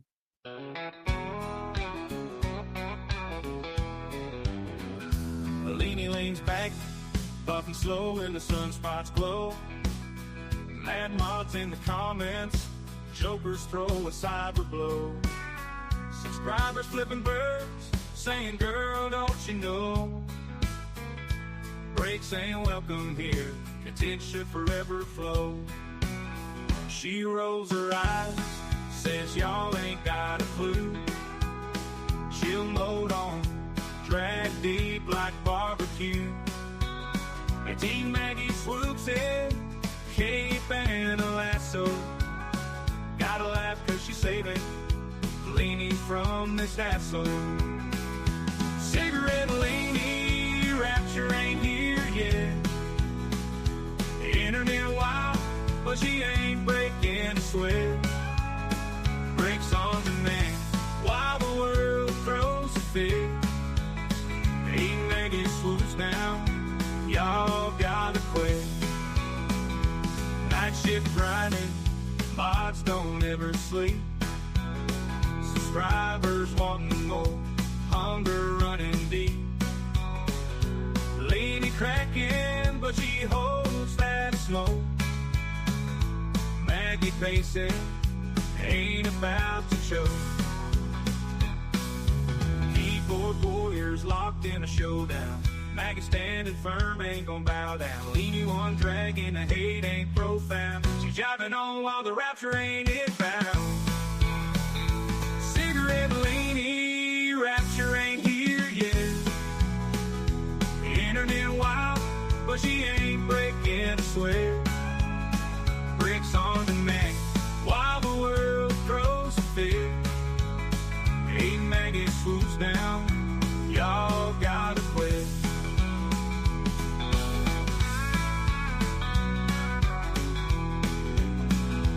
Keyboard warriors locked in a showdown. Maggot standing firm, ain't gon' bow down. Leaning one track and the hate ain't profound. She's jiving on while the rapture ain't inbound.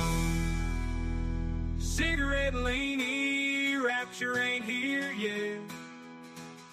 Internet wild, but she ain't breaking the sweat. Breaks on demand, while the world throws a fit. A maggot swoops down, y'all gotta quit.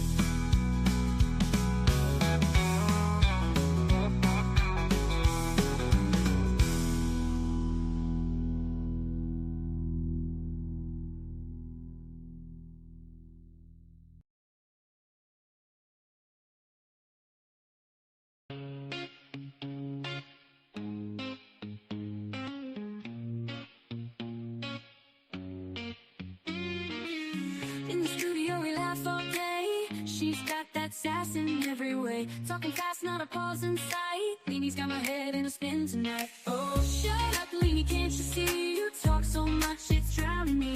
With your white hair and sassy flair, just give me a breath, let me share. Podcast queen with a wicked smile. Running jokes, mile after mile. Try to speak, but in she slides. Leanie makes it a wild ride.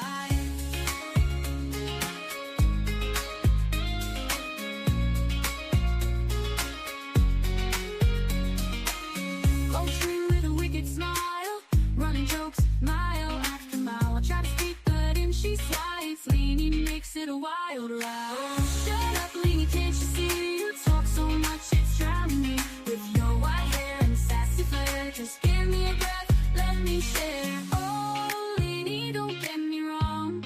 Can't imagine life without your song. But girl, you've gotta let me in. This ain't just your show to win. So here I stand with my mic in hand, trying to keep this show as planned. Leanie laughs, guess it's gonna stay a little secret every day.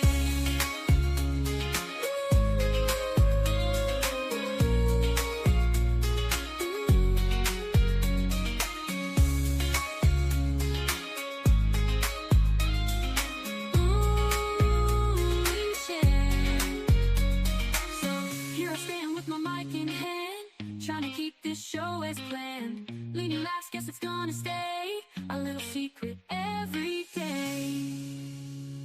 Oh, shut up, Leanie, can't you see? You talk so much, it's drowning me. With your white hair and sassy flair, just give me a breath, let me share. Let me share.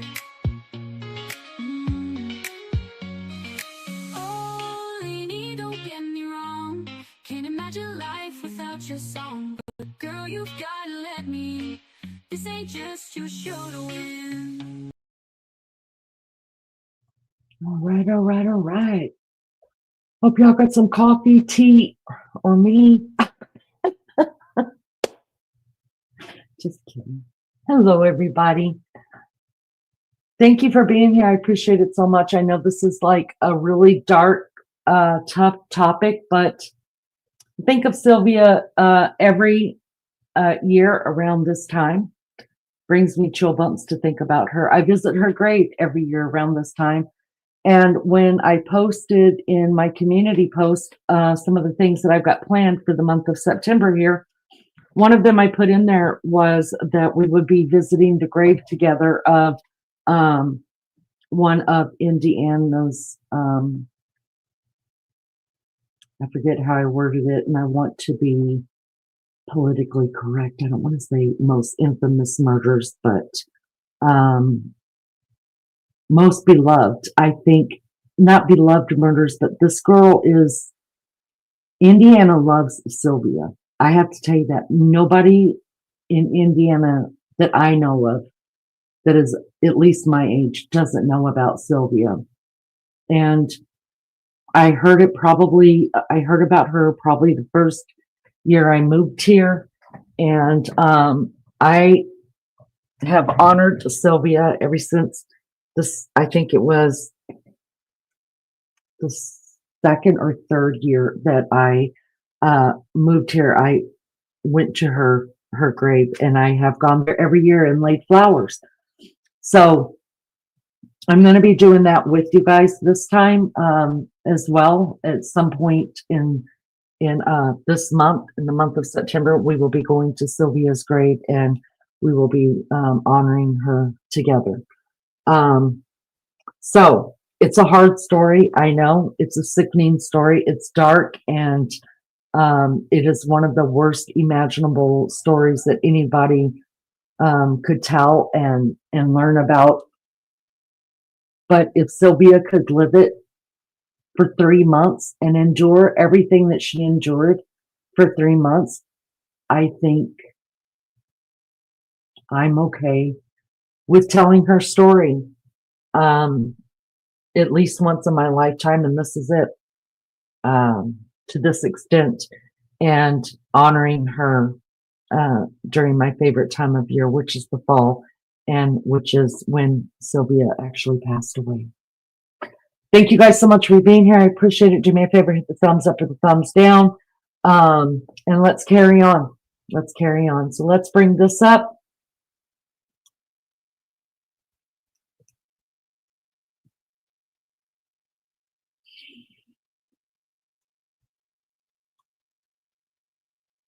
Take me off the screen here. Sorry, I'm having to work with a couple of different screens to get this to you guys. All right, so that's that. Now let me go back over here.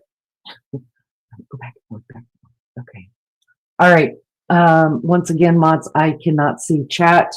You guys, this is not my work right here. I forgot to give credit to the last one that I was at, but this is this is called Sylvia's 15 year.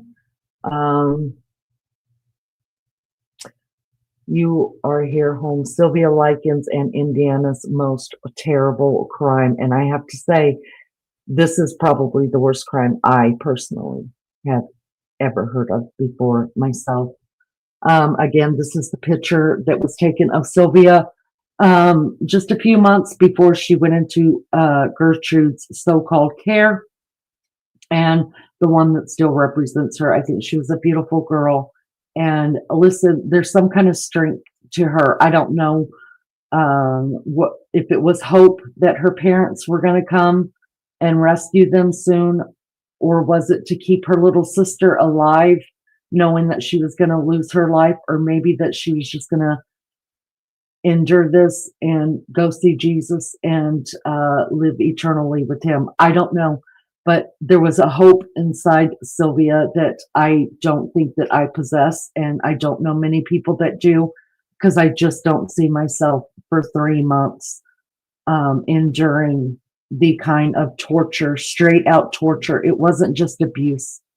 It was torture in the worst way that you could imagine. And there's a lot I haven't even said about the torture. Just trying to be I don't know, gentle with it, but at the same time, trying to make you understand that those 3 months, if there's such a thing as hell on earth, this girl lived it on New York Street here in Indianapolis. How one of the most tragic stories in our state's history began our mission to protect and care for children of abuse from every corner of our community. In October 1965, 16-year-old Sylvia Likens died after being held captive for nearly 3 months. Her death sparked action across police departments, prosecution in the halls of Indiana General Assembly, plus movies and books. Before leaving for a lengthy work-related trip and undergoing immense financial stress, Sylvia's parents departed Lebanon and left her and the caregiver, Gertrude, in Indianapolis. As a teenager, Sylvia babysat, hung out with friends, did chores and small jobs, loved the Beatles, and lived an otherwise typical life. In the summer of 1965, Sylvia and her sisters moved to Gertrude's home at 3850 East New York Street. It wasn't her sisters, it was just her and her sister.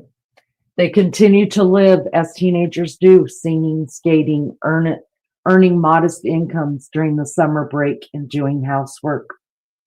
The financial hardships of Sylvia's father continued, and payments to Gertrude for boarding began to wane. Angry, Gertrude began beating the children in the home across their buttocks. By August, the beatings exceeded a dozen a week, often for benign issues like eating too much food.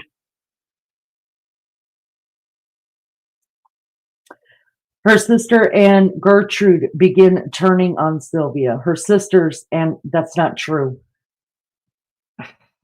Y'all, I didn't read this before I brought it up, but that's not true at all. I don't know who wrote this, but it's wrong.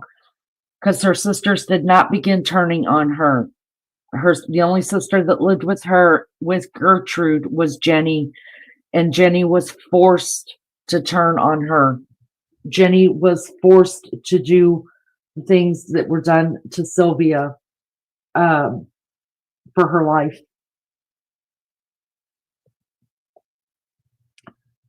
I don't like when people get stuff wrong. That irritates me. So I'm gonna look through this really quick and see what I can find, because I don't like misinformation. That's a misinformation. This right here was a hearing that was done in Indianapolis. And believe me, the courtroom was full of people, investigators, police, neighbors, family members at the trial. And I want to talk about the trial. The autopsy revealed over 150 separate strikes against her body that included burns, muscle damage, nerve damage, a swollen vaginal cavity, fingernails broken backwards, and she had reportedly bitten through her lips. She was buried back in Lebanon, Indiana at Oak Hill Cemetery on October 29, 1965. The trial testimony and indictments were all jarring to everyone who read about the story. Gertrude and others were punished and jailed for their crimes. In 1970, the Indiana Supreme Court reversed. God, this makes me sick. The Indiana Supreme Court reversed the convictions because the trial court refused motions for the change of venue in a separate trial. A subsequent retrial led to the guilty plea. She was released in 1972, subsequently tried for murder again and sentenced to life in prison. They're talking about Gertrude here. She changed her name and was paroled in 1985 and died 5 years later in relative obscurity from lung cancer. So let me go ahead and drop in what they aren't talking to you about. So everybody was charged at the same time. Everybody was tried at the same time. And the people that were tried was Gertrude, her daughter, a couple of her sons, even the young one, the 12-year-old, was tried. Three neighborhood boys were also tried. Everybody was tried together. Everybody got different sentences. Let me go ahead and break it down to you. None of these people spent more than 3 or 4 years in prison. None of them. Gertrude actually served kind of like 2 sentences because, like this said, that, the Supreme Court said that the trial was all messed up because the prosecution wanted the trials moved out of Indianapolis because they didn't feel like they could get a fair trial there. And Indianapolis judge said, no, we're not moving this. We're doing it right here. And so they said, no, none of these people got a good trial because we held it in the same place that the axe on Sylvia was committed. So because of that, Sylvia and her daughter were both given another trial.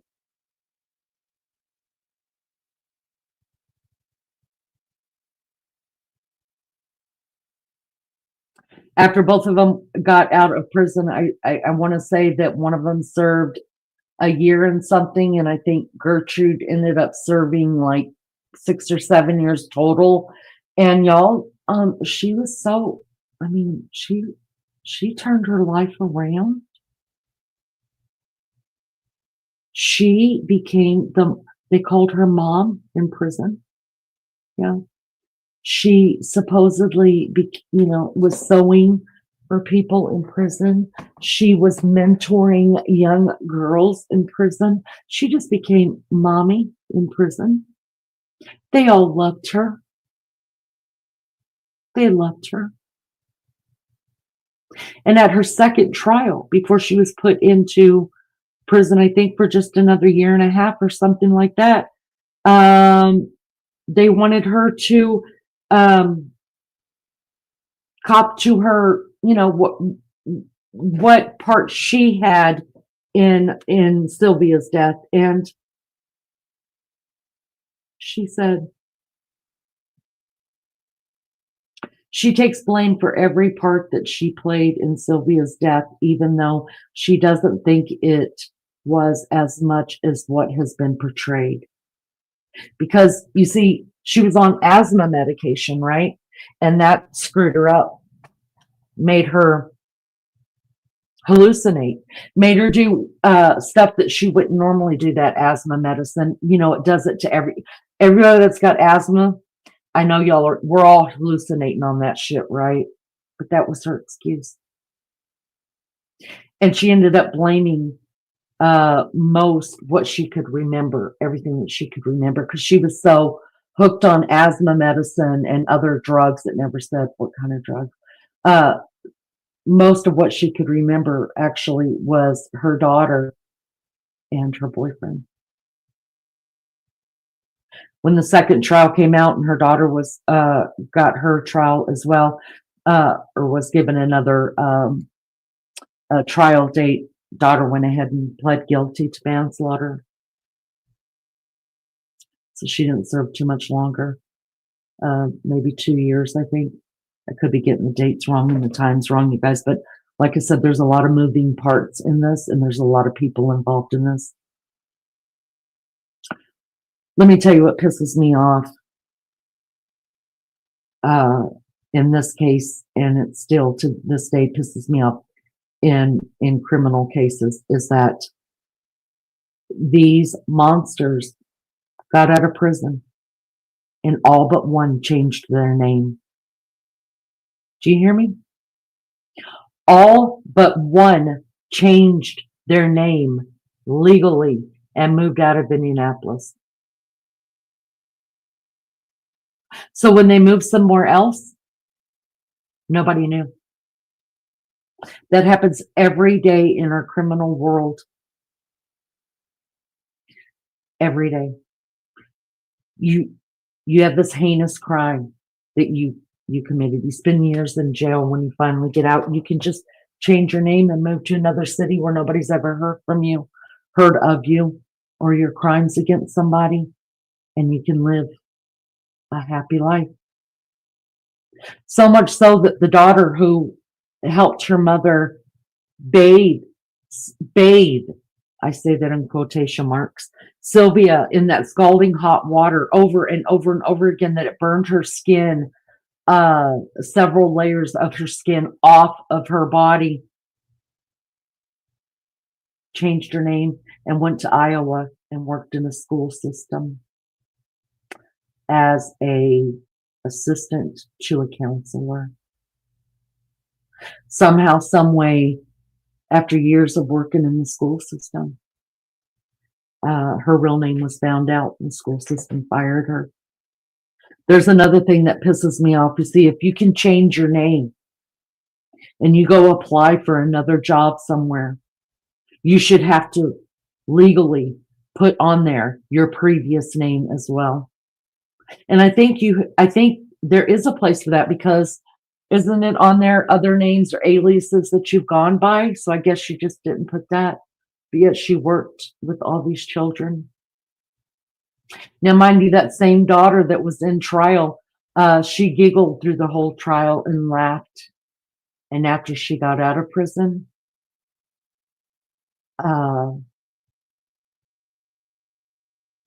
said that she has no remorse at all, and that Sylvia deserved everything she got. The mother, Gertrude, also changed her name, moved to Iowa, and became some kind of, I forget what the hell that dumb bitch was doing, but she basically just lived on for 5 years before dying of lung cancer. The 3 neighborhood boys that were convicted of the crimes too got anywhere from like 2 years to 5 years or something, involuntary manslaughter, one by one. In fact, one of them died at 21 years old from lung cancer. I would say that's God justice. How many people have you heard that die of lung cancer at 21 years old? Another one of them became a minister and moved to Texas. Yeah.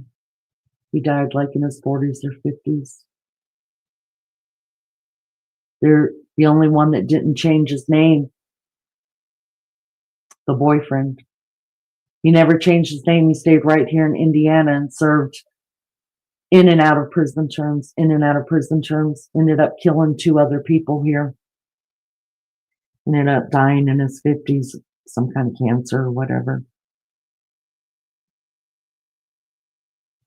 Little Jenny, you guys, she was adopted. She was adopted by one of the prosecutors, believe it or not. Now, the mother and the father, Mr. and Mrs. Likens, actually were at the trial. I couldn't find anything as to why Jenny did not go and live with the family, but I think her being the youngest, I think the boys ended up staying with the grandparents. One of them was already of age, of course, and the youngest boy, who's Jenny's twin, ended up staying with the grandparents. And I guess for whatever reason, the state didn't give Jenny back to her parents, and she was adopted by one of the prosecution team and went on to get married and had 2 children of her own, and married actually a local boy here out of Indianapolis. Of course, for the rest of her life, she was on antidepressants and had a lot of mental health issues because of that. And she passed away as well, but I can't remember dates right now, you guys, because I've got all these names and all these numbers and stuff stuck in my head. And now I don't even want to read this, because now that I know part of it isn't true. One of the last things that's ever talked about Jenny was that she wrote a letter to her real mother with a newspaper clipping that had come out in the Indianapolis Times after Gertrude died over in Iowa. She cut the newspaper article out and mailed it to her bio mom and said, "Can you believe it? Oh, Gertrude's finally dead." That's what she said in the letter. "Can you believe it? Oh, Gertrude's finally dead, and I'm happy." And that was one of the last things that you hear about Jenny. Recently, the older sister was back in the news, you guys, just as much, far back, not I could bring it up, but the older sister did testify in court, and it was very hard on her because at first she didn't believe the girls, and she could have just disappeared with them that day in the park when they were trying to tell her, and she didn't believe them.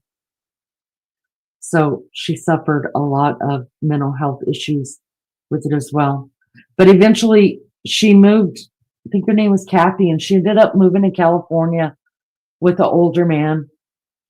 And she was recently in the news a couple years ago. Might have been longer than a couple years ago, but she ended up going missing for 2 weeks. Pardon me. And it was a big deal here in Indianapolis because she was like Sylvia Likens' older sister. And everybody knows the Likens. The extended family still lives in Lebanon. And they were all given interviews when she went missing out of California.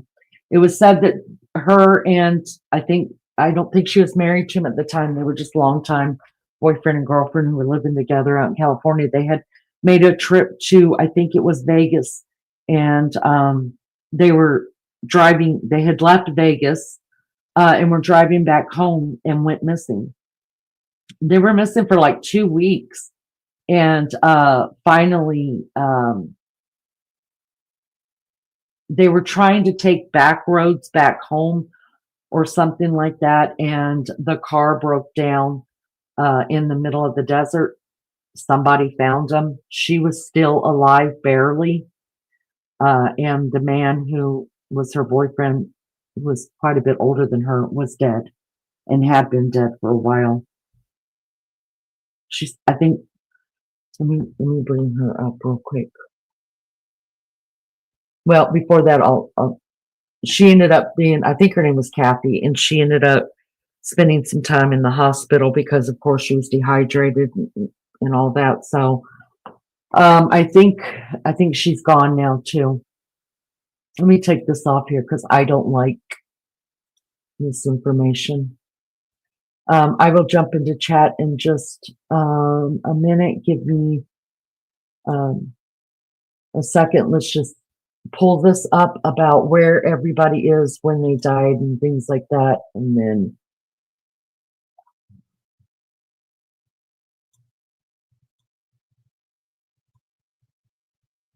I'll jump in the chat. All right. After a 1966 trial, most of Sylvia Likens' tormentors were convicted, but they received relatively light sentences and were eventually released. The ringleader was Gertrude B.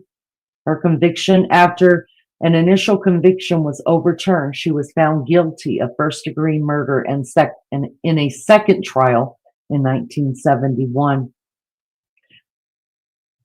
She was sentenced to life in prison, but was granted parole and released in 1985. So the second conviction was she served 14 years, and prior to that, she served 5 years. So total of nearly 20 years she stayed in prison. Gertrude's children, Paula B., initially convicted of second-degree murder, was granted a new trial in 1971. She pleaded guilty to a lesser charge of voluntary manslaughter and served about 2 years in prison before her release in 1972. She later married and moved to a farm in Iowa. That's the one I was telling you about, changed her name, and worked in the school system. Another one of Gertrude's kids, John Jr., convicted of manslaughter, and served less than 2 years in reformatory before being paroled in 1968. He later became a minister in Texas and counseled children of divorced parents. What says you, chat? I mean, even the worst of worst can have a come to Jesus moment. Turn their life around. I believe in that. But God forgive me for judging this man, but how do you go from, I mean,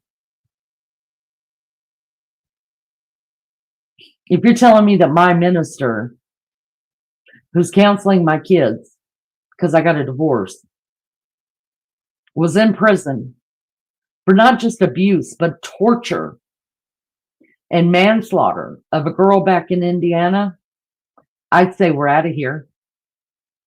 And I would do everything I could to disband the church. But that's just me. Another daughter, Stephanie, was indicted along with her mother, siblings, and 2 neighborhood boys on charges of first-degree murder. Shirley, another daughter, the youngest daughter, was also involved in Sylvia's abuse and later became a witness for the prosecution. These are the neighbor teenage boys that were indicted as well. Coy Hubbard, that's the one right there. That was the boyfriend, Coy Hubbard. He's the young one that didn't change his name in all this mess, you guys. He just lived a life of crime here. He's proud of that name. Coy Hubbard and Richard Hobbs both were convicted of manslaughter. They served less than 2 years in reformatory before being granted parole in 1968, 2 years. Richard Hobbs died of cancer at 21 years old, just 4 years after being released. And Coy Hubbard had several run-ins with the law through his life. He didn't just have several run-ins, he ended up killing 2 more men. So that's what happened to them. I want to show you guys the memorial.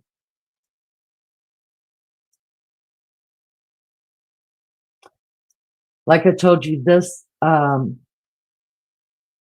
death, you guys, caused a big change within the police department and how now they say if they go do a welfare check, right, on children or anybody, they'll say, so say Gertrude went to the door and said, they're sick right now, they can't come to the door.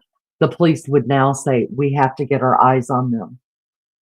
So if you let us in, let us just look at them, ask them if they're all right, we'll leave, won't bother you no more. That's how that goes.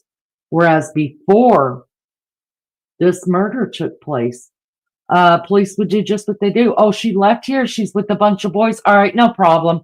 Have a good day, ma'am. Nobody wants to know.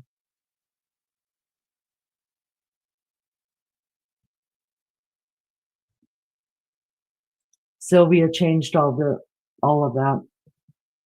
I can't make this any bigger. But anyways, this is from Flickr, you guys. This is the Sylvia Likens Memorial. And inside of it, on the memorial, it says, I see light, hope. I feel a breeze, strength. I hear a song, relief. Let them through, for they are the welcome ones. Ivan Rogers. This saying right here was found in one of Sylvia's books or something where she had written that out, and that's why it was put there. This was erected in the park, in one of the parks in downtown Indianapolis, in, I want to say 2016. A lot of her family, distant family members was there for it, including her older sister was there for it. It's still visited today. People still leave tributes there. It was paid for by the ISP, the Indianapolis Police Department, as a reminder and as a promise to kids in the greater Indianapolis area and the state of Indiana for police departments to do better when it comes to looking after kids that are thought to be abused. They took, I gotta say this, that I want to say that I found a newspaper article where the 10-man sheriff, that's what they called him, the 10-man, I forget his real name, he had given, after all of it was said and done and everybody was in prison for the first time, he took responsibility for the city of Indianapolis for having failed Sylvia. And for me, that was a little bit more redeemable. Did it come too late? Yes, it came too late, but I had to think those were different times than what we live in now. Now we hear all the time, if you hear something, say something. If you see something, say something. Back then is what happens in this house stays in this house. Do y'all remember? Remember your parents saying that? My parents said that. What happens in this house stays in this house. You don't go telling people what goes on in our house, whether it's good or bad. You just turn your head and you keep walking because that's none of your business. So when I wanted to get mad at the nurse who showed up at the door and the policeman who showed up at the door those days and didn't ask to see Sylvia or just let it go that she had run away with those boys, I have to remember it was different times. If this had happened today, I would definitely hold the officers a lot more accountable than what I give them grace for now. The house is no longer there, you guys. For a long time, there was some money. They were trying to get money together to turn the house into, for many years, it sat empty. So the city decided that it would raise money to turn it into, fix it up and turn it in. And it was a beautiful house. It really was. To fix it up and turn it into a woman's home for unmarried women and abused women and things like that, to help get the, transition place. Well, the city, for whatever reason, couldn't come up with the money, which I find is bullshit, but I'm not over the city. And so the house was torn down in 20. It hasn't been that long ago that the house was finally torn down. Right across the street from it is a church, and now where the house used to sit is a small parking lot for that church.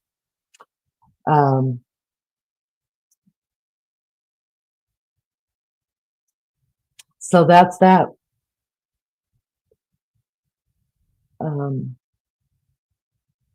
That's that. At some point this month, I will be going out and, like I do every year, putting fall flowers on Sylvia's grave. I plan to take you guys with me, but it'll probably be through a video because I'm not going to be able to get Wi-Fi out there. And God knows when I walk around my yard, I end up losing you guys. So I guarantee you I won't be able to do a live out there at the cemetery, but I will videotape her grave. If you're going to watch a movie on this, I would say please watch An American Crime, I think it's called. It's the one I watch every year, and it is the most thorough, I guess, of telling the story. There is some inconsistencies, but like I said, to me, as long as they get right what happened after she went into Gertrude's quote unquote care is what's important to me. And they do. There are many YouTubers that have done this case. You're welcome to go and check that out. This will be the only time I talk about. Now, if we're still here this time next year, we'll talk about Sylvia again, but I won't redo the case. And I just hope that, if you ever think about her, smile. And I don't know. I smile when I think about her now.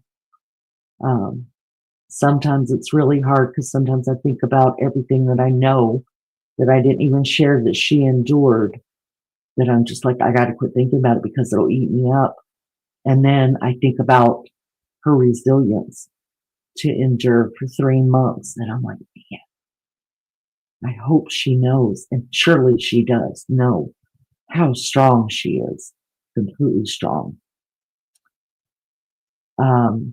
So yeah, be looking for that. I will do a community post after I've uploaded it to let you guys know that it's there. Not that anybody looks at damn community posts. Hey, Lizzo. Good morning. Yeah, check it out. Look at some of the videos. Look at maybe some of the pictures. I hope that today won't be the only day that you think about Sylvia. And when you do think about her, that you smile.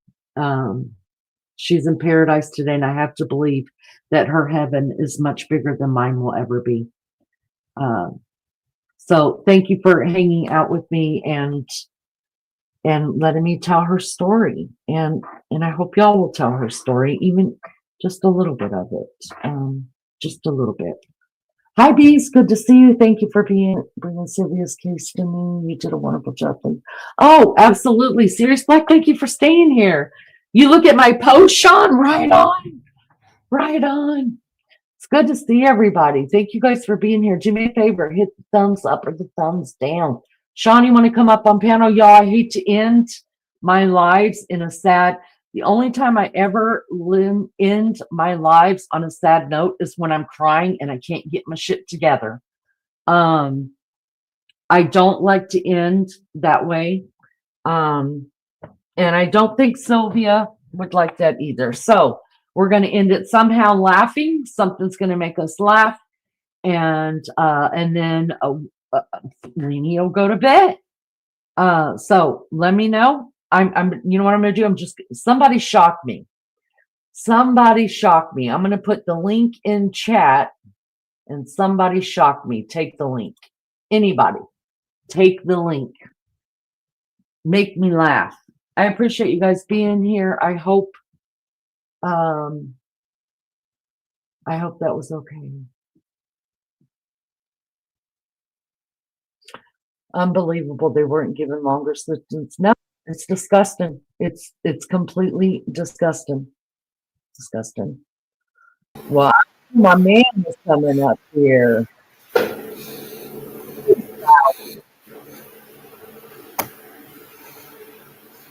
Sean?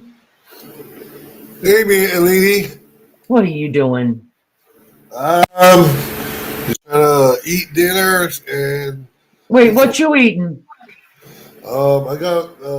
I actually ate just a double cheeseburger, and then I'm about to polish another one. One's not enough? No, hell no. Did you make it? Nah, it's from a drive-through. Oh, okay. What drive-through? What drive-throughs you got up there on Molokai Island? Molokai. We only have one, and it's called Molokai Burger. Oh, do you eat what do you call it? Pineapple on it? Tell me you do. Oh, hell, I don't even Come on. Listen. A pineapple burger is pretty good. Now, one time I did make this Australian burger, and it was the most disgusting thing I've ever tasted in my whole life because it had a beet on it. And I made it authentic the way that my Australian friends told me to do it, but it had beet, an egg, pineapple, cheese. Anyways, that's the first time I ever had a pineapple on a burger. Once I got rid of that beetroot out of it and just ate a burger with pineapple, I was like, oh my God, this is delicious. You got to try it. Put you just a piece on it. I've tried it before, and it's not my thing. It's like it's like eating a Hawaiian pizza. That's not even from Hawaii. It's made in Canada. Hell no. Now I do like pizza with Canadian bacon, and I do like Hawaiian pizza and pineapple on it. I think it's not something I could eat all the time. I'm not a fan of pizza, but if there's nothing else to eat, I'll eat it. But I don't have a favorite, but I will eat that. Yeah. Yeah. Well, I can't even eat pizza and anything with marinara sauce. What? I got I love me some marinara sauce. B says, why do Mexicans drink warm beer? Why do Mexicans drink warm beer? Sean? So they can taste their own piss? No, because they don't mess with ices. Oh, shit. Melly Joe just made a burger for dinner tonight, but not beer on yours. Do you put pineapple? Oh, not beet. You didn't put beet on it. Yeah, don't eat beet. Yeah, the only way I like pineapple. The only way I like pineapple is when my wife is lying down and I got it on her boobs. Like a pineapple. Sean.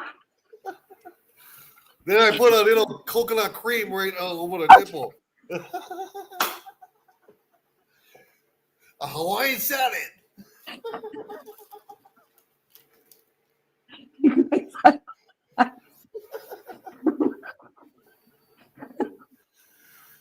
I lost control. See, I told you I was going to make you laugh. I told you I was coming out and make you laugh. We just never know what Sean's going to say up here, which is delicious. I love it. Oh my gosh. Anyways, so I don't even know how to come back after that.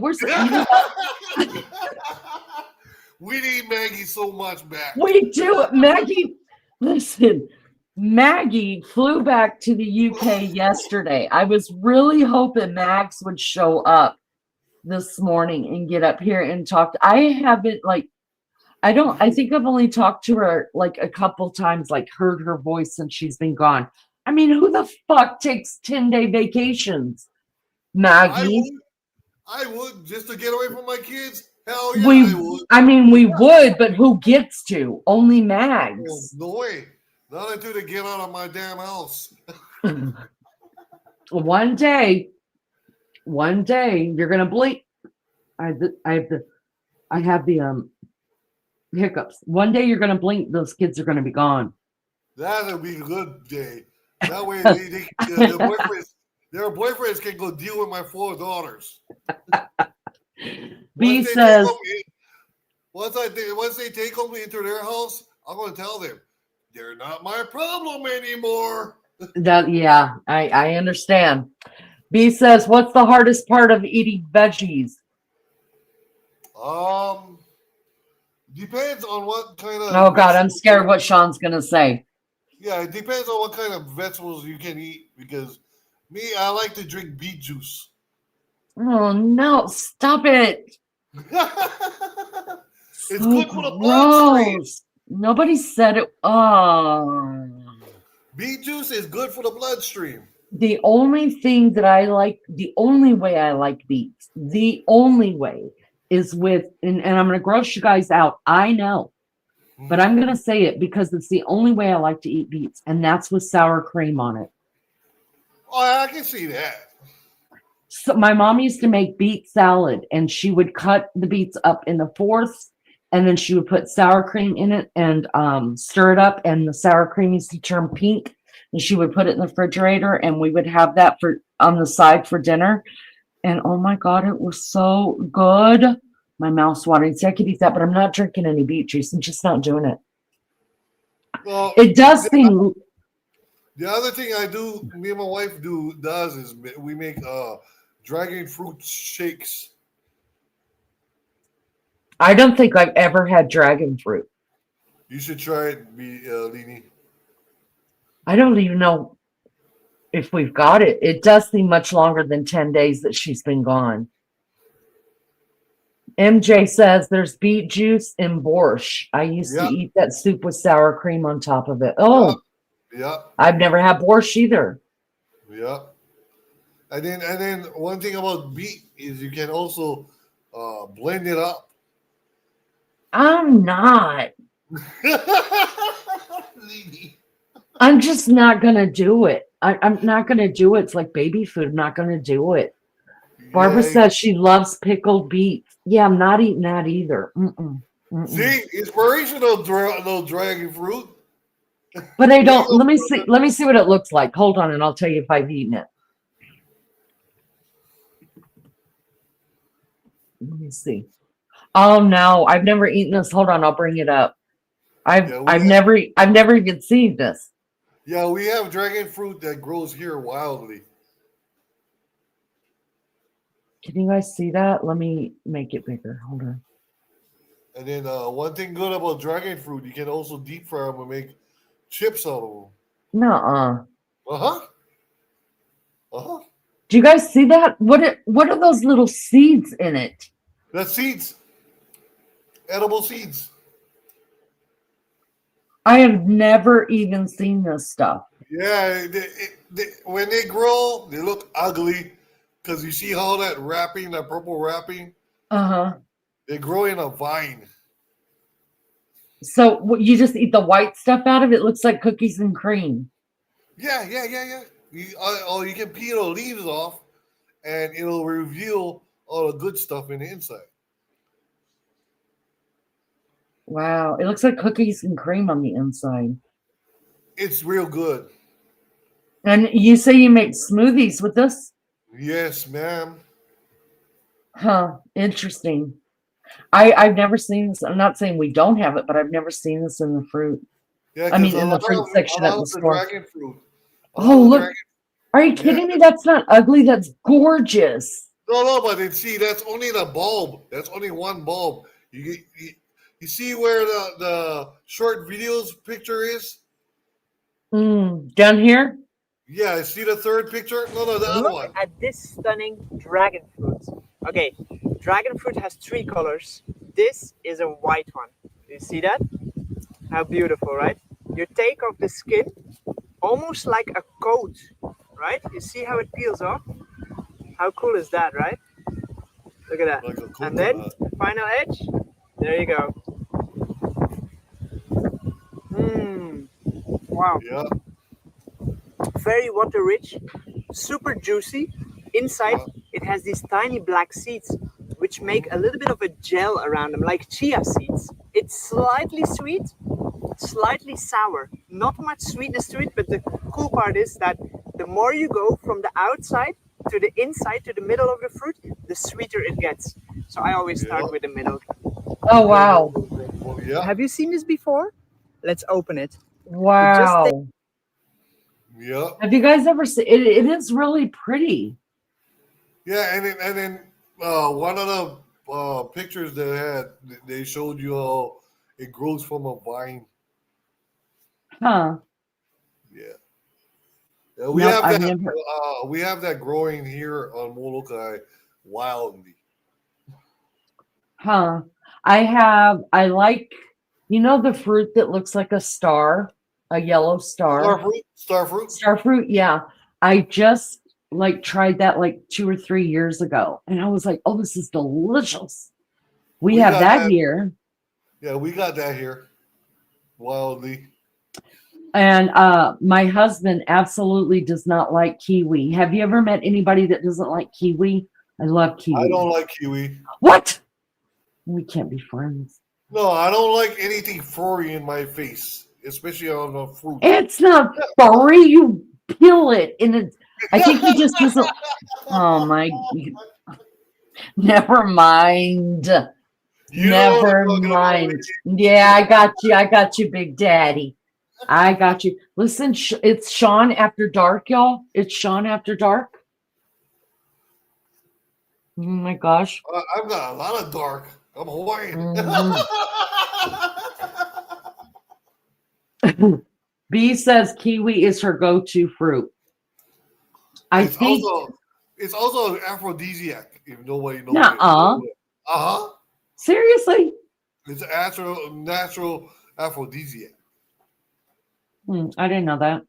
You know those bowls of fruit that you get at the store, and they've got cut up pineapple and different things in them? Well, that's what Beefcake buys, and it's always got kiwi in it. And he always leaves me the kiwi. I can do way better than that. Well, sure you can. I need some money so I can get over there. Shit. Oh, man. You don't like kiwi, Barbara? Yeah, kiwi actually is from New Zealand. The Maoris is the ones that discovered it. Mm. Yeah. Well, I think my favorite, all-time favorite fruit besides watermelon, my mouth's watering now. Now I want some fruit. Um, is is a mango. I love mango. What do you mean? Oh my, We get them throughout the whole damn summer. I know, and I can't believe you aren't in love with them. Like I would turn into a damn mango. No, I'm not, I don't really like mango because after a whole year, leaves and freaking rotten fruit on the ground, I ain't planning on raking shit up. I get it. Yeah, I guess that would kind of it's kind of like I've got an apple tree in the back of my house. Do y'all think I go out there and pick the apples? No. And the reason why I don't is because, like you just said, I pick up rotten apples all the time. So I give them to my neighbor two doors down on the other side of But Mr. Joe. on the contrary, we actually use the mango fruit to feed the hogs. That's what I was gonna say is two doors down on the other side of Mr. Joe, those people have horses. And so Yeah, I will grab all the apples off the ground and give them to them for yeah, their horses eat horses. mangoes too. Oh, really? Yeah, they do. See, so I guess mangoes to you are like the apples out there. Now I love me an apple orchard. But there's Well, all we have apples here in Hawaii called mountain apples. called what? Mountain apples. What's the difference? Um, it's not as like the round red apples like you normally get. Yeah. This one is more like short and stout, but it's sweet and basically you can taste all the natural essence in it. Huh. Well, Yeah, I mean, I think we in Indiana probably have just about every apple here because we've got a lot of apple orchards and we do it every fall. yeah. And I'm telling you, there is nothing like getting one of those apples off of those trees out there and just eating it. And they don't care.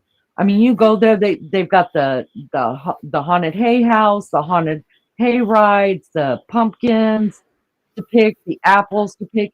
They don't care that you walk around eating their apples because they know you're going to be buying them, you know? I So, used to pick. I used to pick a grape when I used to go inside the market. oh, you know what my dad used to do? He used to go and get, when you go to the grocery store, Alpha Beta. He used to go to that's why this is the only reason I like going to the grocery store because he would go to the candy section that you would dig, use the spoon to put the candy in the bag. And we used to walk around the store shopping, just eating Whoppers, Whopper candies. And then we get up there, my dad would say, "You need to charge me for about 5 pounds of those," and they would because we didn't eat them all. Yeah, that That was was the back only then. good. That was the only good thing about going with my dad was he ate candy all through the store, and then he'd go up there and pay for tons of it. Yeah, in the '80s you can get away with that shit, but not nowadays. Not now. Mm-mm. Well, You got there's stupid people like celebrities and stuff that go and spit on food.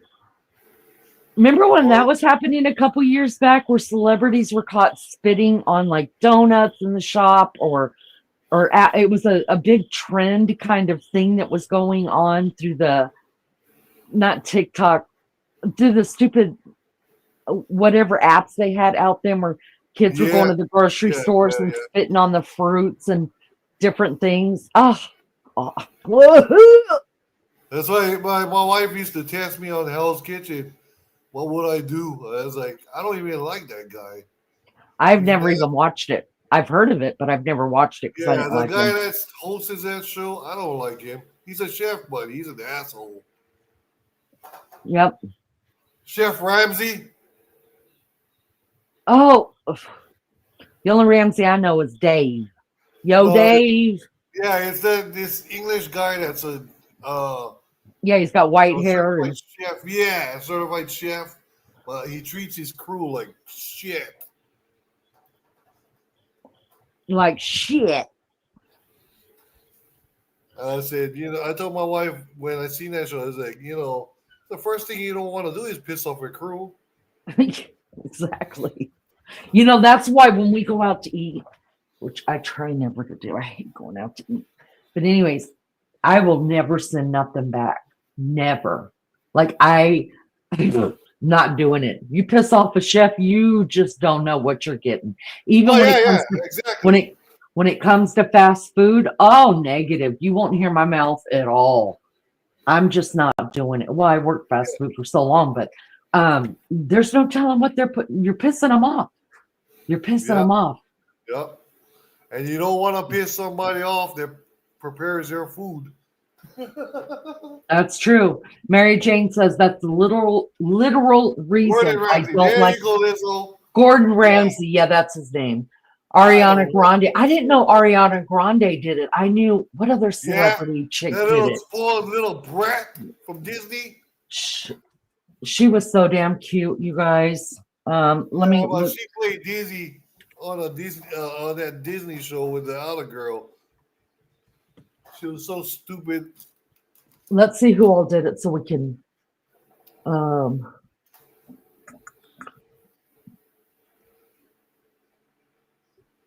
I want to see. We can see who we can hate on that has done this before. Oh, that's right. Ariana Grande's the one that spit on the donut shop. Yeah, You're right. You're yeah, right, MJ. yeah. But there was somebody else.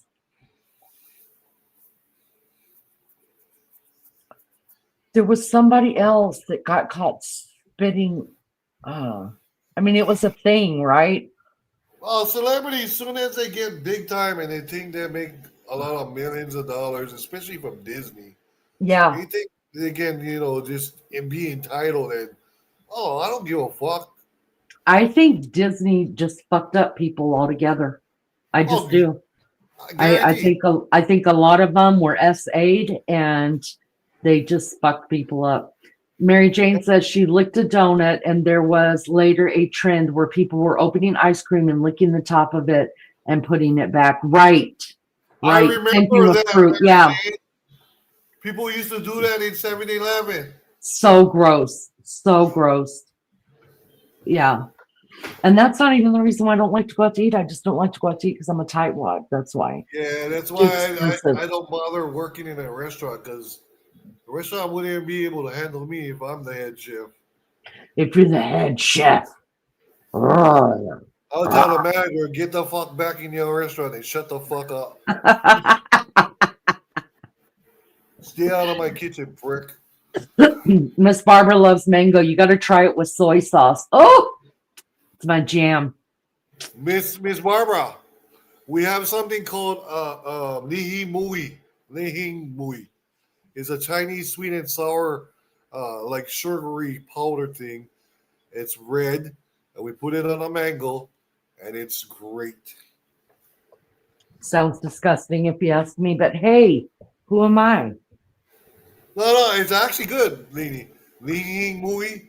You can actually make it with your own, your old cold drinks. Mm, mm. Well, I'm going to tell you what I think I told you guys already, but I'm not sure if I have. So, of course, I grew up in the South, so sweet tea is a real thing, right? Ice cold sweet tea. And I've always, as I've gotten older, probably of the last like 10 years, I don't hardly make it. I make warm tea for my stomach, but I don't have a pitcher of tea anymore. Well, I went somewhere recently and I've had to give up sugar. And so for some reason I just wanted a tea. So I was like, I got an unsweet tea and I put one of those pink packets in it. Y'all, now I'm addicted. Just want you to know. Like there had been no Diet Coke in this house since the last time I went out of town that I had a Diet Coke. And but I went and got me some of those pink packets that everybody's like, it's gonna kill you, gonna cause cancer, sweet and low. Just one of those in a glass of unsweet tea. Oh my God. I don't know what I've been missing my whole freaking life. Oh my God. It's so good. So now that's my new addiction. I'm I think I'm over Diet Coke, and now I'm on to the unsweet tea with the pink packet in it. And also, what I've gotten back to drinking, which I have to alternate because I need the caffeine, is I buy these things at Walmart. They're those things that you put your crystal light things that you put like in a water bottle, and Yeah. they're made with no sugar in them. Anyways, I can't, they're too strong for me. So one of those little packets, I can make like 3 glasses of like the peach tea that I'm drinking out of it now. So no, I don't even miss Diet Coke now. Isn't that weird? But that's what happens to me. I'll get off addiction of something, start a whole new one. It's what I do. Yeah, as soon as you come to Hawaii, you'll be addicted to Hawaiians. I'm already addicted. I love me some Hawaiian people. I'm just not eating all your guys' food like that raw shrimp. No, I'm talking that about you. I'm talking about you being addicted to the Hawaiian man. Listen, one of the very first men that I ever loved, well, we were young, so he wasn't a man, but he was Hawaiian. His name was Sergei. Oh, God. I was in love with Sergei. That's Tammy's brother, by the way, my best friend in California. And he was one of the very first guys I ever loved. The other one was Hispanic. His name was Manuel. He's the first guy I ever kissed. I think I was 6 or 5. And yeah, but Sergei, I would have married Sergei and stayed with him forever. Thank God I didn't, though, because I mean, my life would have been different. Aspartame, which is what is in the sweetener, always gave me the runs. It's bad for you. It really is. And I'm going to tell you what, gets really, really sick from drinking stuff that has a lot of aspartame,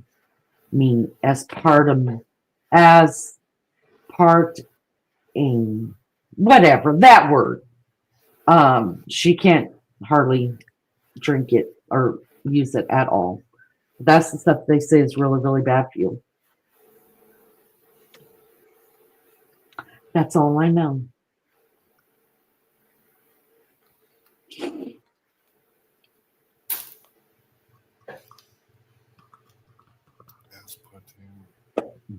Yeah, aspartame. Yeah, I remember that, Miss Barbara.